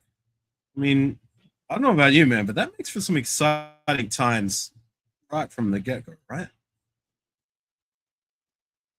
Oh yeah, I'm excited. We just got to fix the O-line, guys. That's all we got to do. SpyTech, handle your business. So Moneychuck says you have a problem drafting anything in the first round other than O-line and DL. Yeah, because everybody's loved head coach John Madden used to say the same thing. Everybody quotes this all the time, but we never fulfill it. You know, everything starts in the trenches. If you don't protect up front on the offense and you don't get penetration on defense up front, then you're not going to be as successful as you want to be. Okay? So, yeah, I'm always going to tout for, you know, the trenches, you know, whether it's in free agency or in the draft. If the top offensive lineman that's going to come out, that's like Campbell last year, I wasn't in favor of him because I fell into the short arm thing. Tell you what, he had a hell of a year his rookie year in New England, and look where they're playing. They're in the Super Bowl. He may not play because he's injured right now, but he still had a big part in them making it to the Super Bowl. That's the type of, you know, all right, I fucked up last year. I really wanted it. I didn't want him. And I didn't want Membo either, to be honest with you, because I didn't trust him either. I love that guy. You know who was big on him last year? Can I ask you? Oh, shit. Angelo. Yeah. Angelo big on him. Jeff, talk to him. Can I ask you, though, Jeff, can I ask you, say we did make that trade and we got multiple picks. You obviously want to focus on offensive line or defensive line. Now, I know one of your answers would be Bain. And to be honest, say we did make a draft day trade and trade it down, Bain would be my number one priority. With the other picks, I don't know. I mean, I can give you answers on positions I'd like to address, but the players, personnel that might be available in that range, I don't know. But what about you, Jeff? Is there any offensive lineman prospect that would be worthy if we were to trade down in that say 10 to 15 range that might be able to contribute immediately and make our offensive line better or better in time? Yeah, there's a couple guys from Anyone Utah. Yeah. Where is it? Let me bring up my list. Damn it, get out here. I mean, obviously it's guard that we would be looking at, but yeah, I mean, you've got a few in there. I mean, preferably, I really wanted to grab one of the centers, but we can still get them in like possibly like the third round and such. But as far as offensive tackles, I mean, that would be they're going to be ranked higher than the guys this season as of right now. You know, I mean, you've got a few of them to choose from. You get the kid from Miami. I don't even know how to pronounce his name. Moaga or Moago. I don't even know how you say his name. Kid Proctor from Alabama is damn good. You've got the kid from Utah, Fano, Lomu, Emu. You know, but if you start looking at guards, they fall off a little bit. The highest Stop ranked butchering my people's names, Jeff. Then you say it. If I could see what how the spelling would be, I'd be able to say it eloquently. I mean, guard is. I would prefer a guard if we can't get one in free agency, but we definitely need to draft one. But we also still need corners. I mean, there's a lot we need. You know, we definitely need corners. And seriously, an edge rusher on the opposite side of Max if we don't do offensive line early. You know, again, it all depends on what we do in free agency too. I mean, there's so many options out there in free agency that we can take advantage of. Yes, but if we don't, we're just gonna have to live through the draft, and hopefully we fill those voids that these guys are. We can't have a draft like we had last year. Let's put it that way, where your second round pick wasn't even a starter. Your third round pick was a spot starter here and there in Darian Porter, but shows promise. I like the kid. Are you talking about what, Thornton or Porter? Porter. Thornton was the fourth. Their third as well? No, Darian Porter was in the third. So it went Genty, Betch, Porter.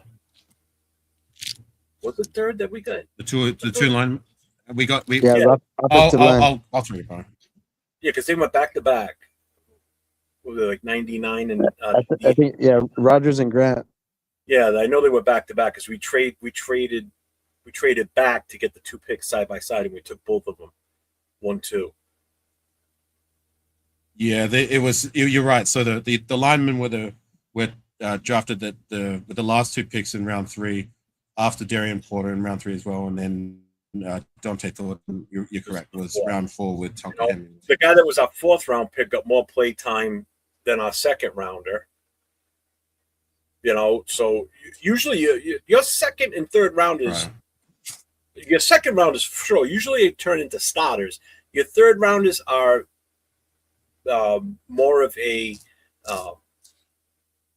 reliable, not reliable. How do I want to word this? Developmental. No, but they're more developmental rotational guys. Yeah, that's it. They're more of a rotational guy where they have a bigger impact on the team. Yeah. 4th round is And if they can be more than that, cool. Yeah, exactly.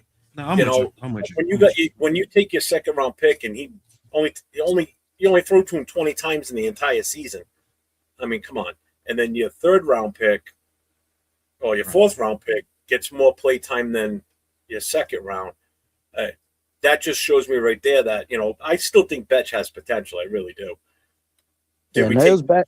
It was bad coaching all around. Yeah, it was. I mean, stories came out of. Did you guys hear about SpyTech training up the offensive linemen? Yeah, we heard. Crazy. Yeah. That's why I highlight, like, with better coaching, I believe guys like JPJ and DJ Glaze. There's no excuse from their play perspective from year 1 that they should have regressed the way they did year 2. Unless it was bad coaching, that like all signs to point to they should have been better, even just a little bit better. So I'm still hopeful with those two guys and Caleb Rogers and possibly Charles Grant as well. So if we go that route again in the draft, like I would prefer to go, if we're going to try and address the line do it again, like round 3 and onwards or whatever it may be.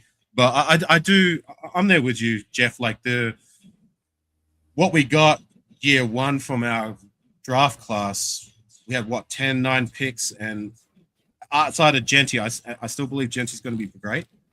I've been pretty disappointed with. Granted, you've got to give them time. Like, it's just year 1, but it was underwhelming, especially, like, I guess for me, I highlighted before the season, we really need to find at least 2-3 starters from day dot with this draft class, and we didn't. We found one.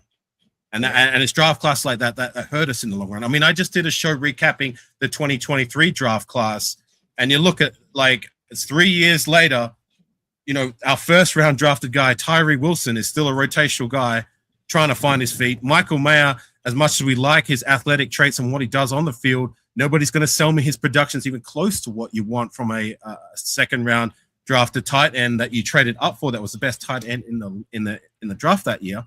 And then you got Byron Young, who didn't come past the first season of his rookie contract, and we ended up shipping him out because he got beaten by Matthew Butler, another guy who didn't make it that we drafted, and then Trey Tucker being the best of the bunch, and he was drafted at the end of round 3. And then you got all these other picks like Aiden O'Connell, who's a rotational guy, and then these other guys that didn't even amount to nothing. It's those kind of classes that hurt you in the long run. You know what I'm saying? So you can't afford to do that, especially with last year. I hope that's not what we're going to get from last year's draft class. I want it to be a lot better, but it was underwhelming. I'm right there with you. Oh, yeah. You know, and Money Check says you did the same thing last year. Even though Genty was the most talented player on the board, you wanted to draft position rather than talent. And I'll still stand by that. We didn't deserve Genty last year. And we didn't do him any great justice this year, obviously. You know, we didn't. And I'm not knocking his talent. Again, it's not the kids. I trust Genty. We didn't get to see what Genty's full capability is in the NFL last season. I thought he was underused. We would get away from the run too fast. And why? Because we were down by so many scores, because our defense couldn't stop anybody. We couldn't run the ball very well because of the line. And we couldn't really throw the ball very well because of our quarterback and our line. So it was just a jumbled mix last year of just shit. Whereas if we would have done something different with that first pick last year, instead of taking Genty, we could have. There was a shit ton of running backs in that draft last year. We could have taken a running back later on. We could have taken a Trevion Henderson or Judkins or whatever. There were so many different options of white running backs that had a good year last year that we could have taken, not Genty, and we could have addressed a different need, like an offensive lineman. Yeah, I would have settled for Membu, even though it wasn't my favorite last draft. You know, and I know he says this all the time. How was Membu with the Jets? Well, first of all, it's the Jets.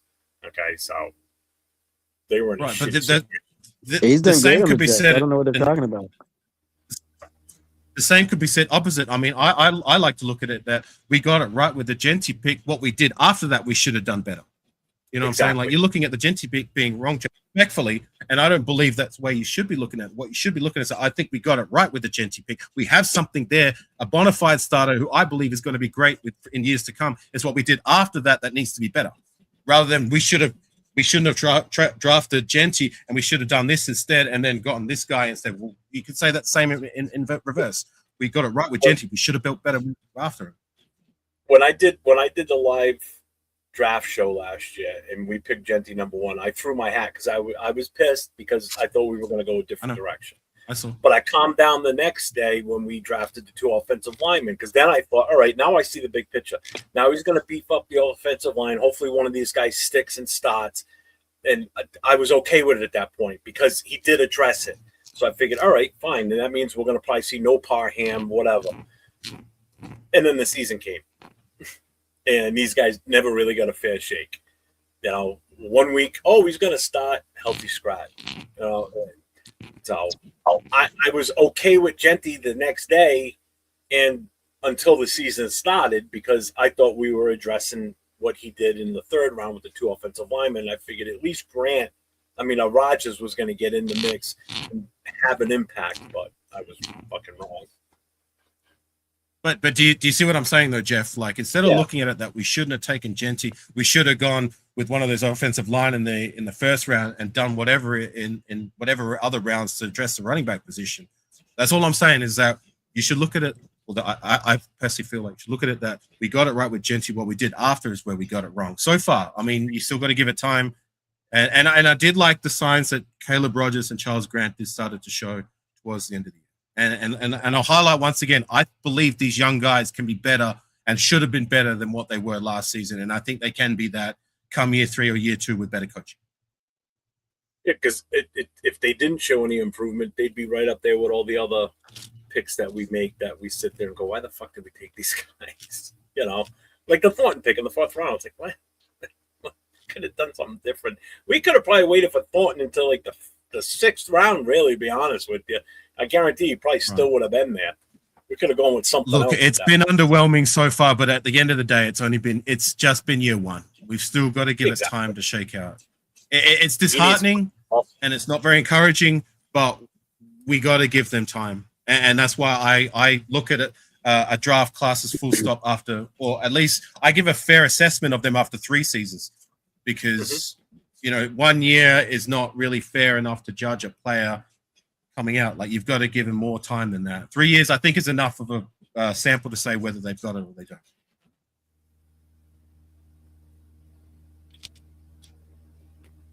G-Fan, you're still there? You've been quiet. Yeah, I'm here. I agree with Afakasi on that one. 3 years in NFL, not for long. If you're still on the team in 3 years, that means you got something, you know. If not, the team should have let your ass go already. Right. Chuck I mean, Henson. to that point, Colton Miller, remember how bad he was year 1? Granted, he was injured. You know, he like, we look at Colton Miller as being the stalwart of the offensive line that he has been since we drafted him in 2018. So that's, what is it, 18, 19, 20, 21, 20. That's 8 seasons so far, maybe 9, going if he comes back next year. You know what I'm saying? So for the most part, he's been one of the better left tackles in the league. But you've got to remember, year 1, it was, the signs weren't very encouraging. I mean, he wasn't Alex Leatherwood bad, but he wasn't very good. So, you know, you got to give them time to marinate, per se. Like, the hope is there, but we I guess to that point, we've been through that song and dance with a lot of these guys who don't really project well year 1, and they just don't amount to anything after that since then, right? Yep.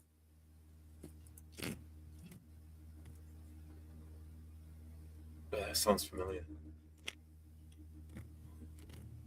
Just saying, if we fix the O-line, either the Genty or Mendoza pick it. Yeah, and you're right, too. You're not Genty because he played at Boise State, doubted his talent, and wanted an O-line player. Don't tell me I'm wrong. Or did once. I never questioned the kid's ability. I didn't. Why is everybody dogging on you, Jeff? I don't know, man. Well, Jesus Christ. Yeah, we can have different opinions. No reason to get mad at everybody. Not afraid he's going to accept Stokes, Kappa, Gino, Isobolic. And both of those, Gino and Kappa, are going to be dead cap, because Kappa we signed for 2 seasons. Yeah, I don't know if Spytek will let him go because he brought him in. That's a Spytek signing. I have a feeling they're going to keep his ass. We got a cool Kev sighting. What's up, Kev? Hey, I have not seen you in a long time, Kev. What the hell is going on with you? I'm gonna dip out, guys. My battery's dying on my phone. Man. All right, later. Yeah, Bukasi, I think the last time we were on together, Stu was there. Who? Stu. Oh, really? When was that? That must have been at least 2-3 years ago. Yeah, at least 3 years ago. Yeah. Man, it's been a while. Good to see you, Kev. It's see you, been a brother. long time. It's been. Well, yeah. Yeah, for sure. What's up, man? How you been? Not too bad. I'm on break. Just want to come in and hang out. Awesome. I love the lanyard. I got one myself in the suitcase. Yeah. When I went to Legion. Yeah, I got one. I got one in black and gray. Awesome. I got this one. Oh, he's gone. Old. So what's your take on all this, Kev? Yeah. Where you standing on that? Is he there, or is he doing his best Dustin impersonation? Oh, there he is. Everything is cocked. It's dark. My alarm went off. Sorry about that. What's going on? So what's your I think take Jeff on asked to everything? Mendoza or not to Mendoza. Sorry, Jeff. Well, I agree with both of you guys on both sides, because it's just like, I'm just nervous about, giving up all them picks and not getting any in return for them. So I don't mind Jeff's take about trading out as well, but we don't do well in trades, so but we take Mendoza, we got GT and Bauer, so we're moving in the right direction. So slowly but surely, if you look at it that way. True. If you go back to It's a Jeff's similar point about situation. if you go back to Jeff's point about drafting GT, we didn't deserve Bowers either because we were supposed to get a whole lineman back then, and we ended up taking Bowers, BPA. Right. The thing with Bowers, nobody saw that one coming. It's not like we were sitting there going, "Oh, I'm going to be going for this guy." You know what I mean? That was like bang, it happened, and you were like, "Whoa, what the fuck?" Shout out to Raider Ben. Shout out to Raider Ben. He saw it coming. Oh He's the one guy who said he right called from it. the Yeah, he's going to be definitely. special. Yeah, he called it. Yeah. I mean, when you saw that he was available at that time when it was our pick, it's like, oh shit, because everybody at that point was thinking we were going quarterback, and we weren't expecting the players to go in front of us that did. So it's like when you finally saw that he was available, and then we make the pick, it's like, oh goddamn, Yeah. But it's not like we went I didn't into know how that. good the guy was. Yeah. That guy. Yeah. But the last, so at least we got 3 good players in 3 years outside of Tyree. So, Right. And hopefully that trend can keep going, right? Where it looks like it's working out for our first round selection, but it's like I highlighted before. Instead of people looking at it like we should have done something else with our first round selection, which, in my personal opinion, we got it right. It's what we did after that is where I think we should be looking, which is what the problem is. Maybe not so much after Brock Bowers, because we did find JPJ and DJ Glaze, but last year's draft, the jury's still out. We're still scrambling to find who is that other guy, when really we needed to find 2, maybe 3 day one starters, and we didn't outside of Jensen. Right. Exactly. Because Glaze regressed big time. Go ahead, sir. Sorry, Chuck. He says, "Cool, Kev. What did you mean about giving Money Chuck a run for his money earlier?" He goes, "You fucking insulting me." It was just, he caught on to it. He took him forever. All this time I've been out for lunch. It took him this long to figure that joke out. No, he's been asking, but I haven't been putting it up because I didn't know if you were still in the chat or not. But now that you're on screen, I put it up. He just posted it again. Yeah, he was making some real crazy comments there, and he wasn't getting them. So that's why I said he was giving Money Chuck a run for his money there. Talking about Neil, right? When Neil was talking earlier. Yeah.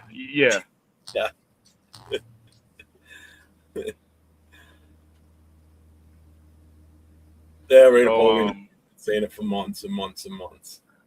Actually, I think Raider Paul said it last year that Mendoza was the guy we should draft in 2026, right? So who's the backup for if they don't take Mendoza? You going to take Chambliss or somebody else, or? If I had to at that point, you'd have to look at what's available when we pick in the second round. Oh, well, actually, it depends on when we would pick them at that point because you don't know what we're trading for and what we're getting in return. But I mean, that would be the next. If he doesn't get his if he doesn't win his appeal against the NCAA, and he ends up declaring for the draft because he can't go back to college, then Chambliss would be my number 2 quarterback in this draft. To be honest with you, like if you would have watched play, Jeff. He's from Ole Miss. He's good. He's really good. I asked how much have you seen him play? I saw him a few times this season. Same thing with Mendoza. I mean, I didn't sit there like religiously, like staring at the screen watching Mendoza. Or when I see what's the top ones that look like they're going to be coming out, then I'll pay a little bit more attention to them as the season goes on. Because I don't get the opportunity to watch a lot of college ball, so So you take Bain over Mendoza here, or you gamble and take Mendoza first and hope for the best. If it's the Jets and we just move back one pick, at that point it's a crapshoot who you take there. I mean, you could take Reese, you could take Bain. I mean, I know it's crazy, and some people are like, "What the fuck would you take it?" I mean, even Caleb Downs. I mean, the kid is that talented. I think. I mean, that's a possibility too. I know people will be like, "Well, he's a safety. You don't draft a safety that early," and I hear that all the time. People say that all the time, but I mean, the kid's talented, man. But I don't know, man. It's I don't know. So so let's say we take Mendoza. You still is Gino going to stay and ride him out until Mendoza can get in there, or you start him right away? Start who right away? Mendoza? Yeah, over Gino, or get rid of Gino and put Mendoza. I mean, it could be a case the where fire. Mendoza comes in and outplays Gino in training camp and gets the time in preseason to play and outplays him. I mean, it very well could happen. And if it happens and that's the decision, then we got to live with it, and I'll be fine with it. I don't have a problem. If the coaches think that's the best direction, so let's do it. Like I highlighted before, that we did that with Derek Carr when Matt Schaub was supposed to be the guy. Derek Carr was supposed to sit. Derek Carr outplayed Matt Schaub, and it wasn't even close that year's preseason. So we went and rocked with him at quarterback, and we did so with that for the next 9 years. So it can be done. It can be done. Because at this point you need we still need 2 quarterbacks, and you may not want to get rid of Gino if you know. You don't want to keep him on the bench either, but you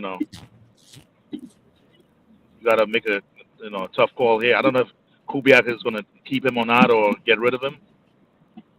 But I mean, again, we may have to keep for the rest of his contract, which is we got 1 more year with him. Right. I mean, I don't think he's going to want to stay anyway. I think he's made it clear he wants out with his I mean, it also depends on what type of relationship that him and Kubiak have. Kubiak, yeah, is that a sour relationship or not? I don't know. I honestly don't know. Okay. God, family race. G-Fan with the $5 super chat. Sing it with me. Nope, not singing it. Not even gonna word it. All right, you paid for it. There was something in the. Do you want me to? Go ahead, you can do it. All right, I'm all aboard the Mendoza train, but I'm kind of over that song myself. But I'm gonna sing it one time. Right. There was something in the air tonight. The stars were bright. Fernando Mendoza. Oh my God. All right, that was worth it. That was worth it. Thanks, G-Fan. You're my guy. That was funny. So Fernando Mendoza, right place, right time, or is he overvalued at his position right now? I hope he is. I really do. I mean, I want nothing more than success for him and for this team. That's all that this comes down to. I just want us to make sure that it's the right move and we're making the right choice and going in the right direction. Because again, I've been a fan for 50 years, man. It's been 40 years since I've seen us win a Super Bowl. Right.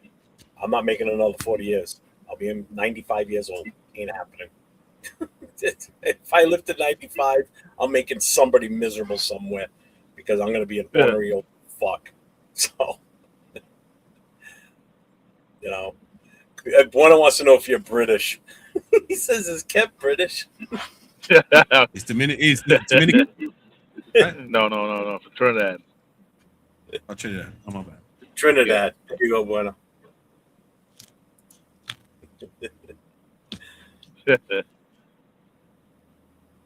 Oh yeah, you know what? I can. You know what? I'm gonna do it right now while you guys are on here. I'm gonna play the parody Mendoza song I have. You ready for this one? This one's a little bit shorter. All right, here we go. Yo ho! Silver and black! Hoist the shield! Oh, gather round you Raider fools with mock drives, torn and broken rules. We sail the seas for QB lore. Now Mendoza's at the door. One fine throw across the bay. We crowned him king that very day. Did we scout? No. Did we drink? Yes. Raise the shield and yell it next. We're balling in Mendoza. Ho, ho, in a silver coat. We're balling in Mendoza. Steer the sheep. He's the goat. We're balling in Mendoza. Ho, ho, in a silver coat. We're balling in Mendoza. Steer the sheep. He's the goat. Riders, spill your drink. If he fails, we'll blame the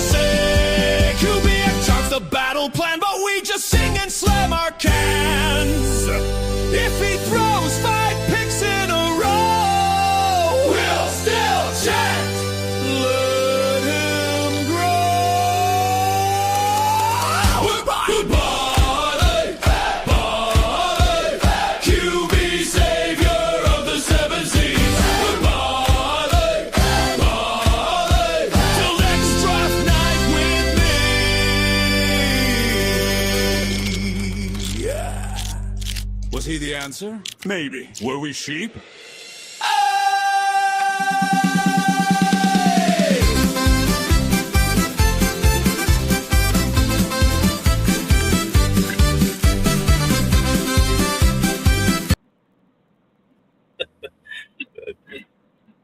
I had fun with it. Leave me alone. Yeah, what's about it, Dixie? You don't like that one? I thought it was funny. I couldn't hear it because I'm playing it. I'm playing the audio through my car speakers, so I can't hear. I could hear your voice, so I'll probably have to watch it when I go back and watch the replay. I got a second one I did too, but I'm a 64 Impala. How about a 62? Because that's what I had. I had a 62 Impala. That was my first car. Missed that fucking car. Repeat that. Yeah, it's not as good. If you read the lyrics, it's pretty fucking funny. It just didn't relay over the right way. I've had some fun with Suno. It's a fun app to use. Oh, it's great, isn't it? It's awesome. Yeah, it's good. I absolutely love playing around with it. Hey, that's where I've got all my other songs from. That's where I've done the Raider Connection. Well, what's the app you use for your thumbnail? I use ChatGPT for that stuff.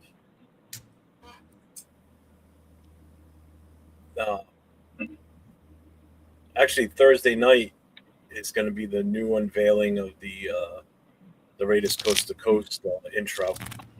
I did the song, and then I gave Nate the music, and he put a video to it. The fucking video is awesome. I absolutely love it. He sent it over to me tonight. I was like, yes. So we'll see that Thursday night. But yeah, we're at 3 hours. I think I'm ready to call it. All right. Kev, thanks for coming in here. I appreciate you, brother. Good Well, to actually, see you guys. Yeah. but it's been a while, so I appreciate you coming in, man. For sure. Always. And, Good times as always. Good to see you, Kev. Good to see you. Good to see you, brother. All Been right. too long. Make sure you guys All right. get over to Afakasi Raider. He's back in his home country now.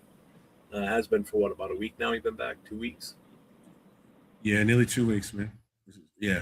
Take care, Kev. Good to see Kev. It's been a long minute. Yeah. But no, look, I know I sound like a hypocrite because I was just on your last live telling you how I'm over debating about Mendoza, saying the same things over and over again. And yeah, here I am. But I thought I'd show face because I saw when I've been watching your lives, there's been more people on the panel specifically that have been on your side of the coin rather than being on my side of the fence where I believe, what I believe. So I thought I'd just, since the topic was there, I'll show face and show why I feel the way I feel and believe what I believe. And it seems like a lot of people in this chat seem to feel that way too. So look, at the end of the day, if we do go that route, let's just all get behind him and the coaching staff. I don't want people to be such busters that they want the downfall of this guy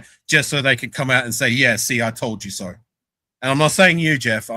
I know there's going to be a few of these cats out there who are so hung up on being right that they want the downfall of whether it's a player or coach. To me, that's buster mentality. Get behind our coach, get behind our player until they prove otherwise, right? Let's give them a chance. Let's go. The only time I will say I told you so is if we don't improve the offensive line and this fucking poor kid gets hurt, I'm going to say, see, I told you. And now, I can give you a perfect example of a player that had that same situation in his rookie career, okay, got injured, but this was the coach pushing him back in, though, too, was RG3. This kid was a rookie. He had a promising career ahead of him, and he got injured. The coach pushed him to play in the playoffs, and he was never the same since after that because his second year, he wasn't as good. It's the same thing with Jaden Daniels, but Jaden Daniels I thought he was phenomenal his rookie year. If you're not with RG3 though, wasn't that more so his leg was?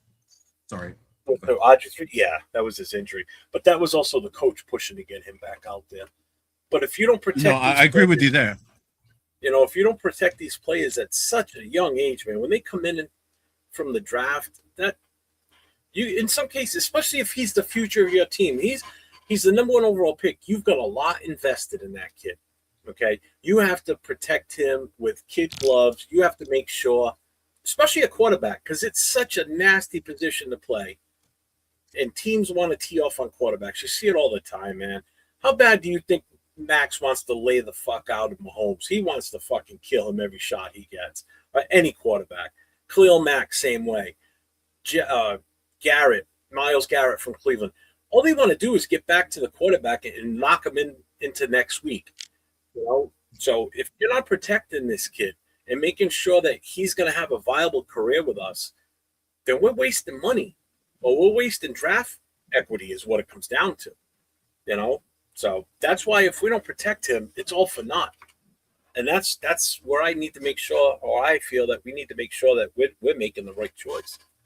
You know, and again, yeah, like I said, even if it doesn't happen year 1, we can do that in time.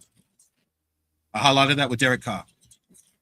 But you just can't put him in a position to get. Yeah, but you remember, Derek Carr was not a first round overall number 1 pick. So his. No, but and I know. I still stand by what I said. I go ahead. What are you going to say? No, I said I still stand by what I said. No, and I get that. It's still okay. Still same principle. But there was less. He didn't have the on offensive Carr. line. But there was less pressure on Carr to go out there and perform to that level of being a starter when he was a 2nd round pick, or you know, when you're the number 1 overall, pressure's on you because everybody's expecting you to be this guy up here, not a mid type guy. You know, and if he spends the rest of his career being a mid, like Carr was basically, he was a mid-level quarterback. He wasn't a superstar elitist. He was on that cusp of possibly getting there some 2016. Yep. 2016. But he never hit that high upper echelon when he was a player. You know, so if Mendoza's just mid through the years, but we are successful, people will overlook that. But if he comes out and we're not protecting him and we're not building around him for the future too, then what was the true value of that number 1 pick? So it's like, and again, my principle still is the same. I get it. If Derek Carr was a 2nd rounder, Mendoza will likely be the 1st selection overall. But the principle is still there. Derek Carr was still a rookie year 1 who didn't have the greatest offensive line, yet he was still able to make it work. If Derek Carr can make it work year 1, there's no reason why Fernando Mendoza can't make it work for the most part year 1. Mm-hmm. I mean, it's not ideal, but it can be done. We have, I think, actually, when you look back, like we had Donald Penn, Steve Wisniewski, and Jared Veldea back when Derek Carr first started. That's not too bad on paper. But when I look at what we have on paper, Colton Miller and the other younger guys like DJ Glaze, JPJ, Caleb Rogers, Charles Grant, there's guys there with the right coaching that can maybe give us better than that. And then if we do get 2 or 1 offensive lineman, even if it's not year 1, if it's year 2 and we have to wait till next year to get these offensive linemen, all I'm trying to say is it can still work. Not ideal. We can make it work. Yep. But we're never going to make it work unless we try. The time is now. You got to try.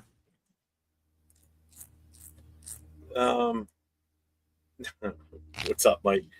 Fan base still can't agree on number 1 pick. Mendoza pick is the reason why Kubiak is coming to the Raiders. I hope it is, and I hope he's successful with them. So, with that being said, again, make sure you guys get over to Afakasi Raider. If you're not subscribed to his channel, make sure you get over there. Hit that sub, hit the notifications. If you're an old school guy and you played Tech Mobile when you were a kid, definitely keep an eye out for Afakasi's channel because he does Super Tech Mobile, and usually you'll see me on there playing too sometimes. Yeah. And we're gonna have to get back onto it sometime. Yeah, we will. Just me and you. Still sit right up here on the shelf above me. God awful stuff. You know, I had that. I tried that like about 4 weeks ago. Somehow we got on the subject in the chat, and I think Bueno was like, "Oh, try it again now." So as soon as I opened it up, I was like, ugh. "Oh, the Vegemite." Oh, yeah. Yeah, but then I took it. You already saw Raider Ben's. I brought a jar for him to try, and Nate, but Nate wasn't game enough, so Raider Ben tried it. I saw that. It was Yeah. worth See, it. when we're not just acting when we try this stuff, it literally is that bad with the wrong dosage. So. Smell alone is just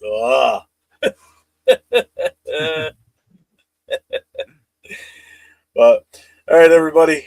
I'll see you Tuesday night. The Most Notorious with myself, Leo, and Raider Will from Silver and Black Podcast, and then Wednesday night, Raider Connection, myself, Leo, Jay from Just Raiders Baby, and LV Raider 10. So until then, everybody, have a wonderful rest of your night, and stay safe and go Raiders. 401.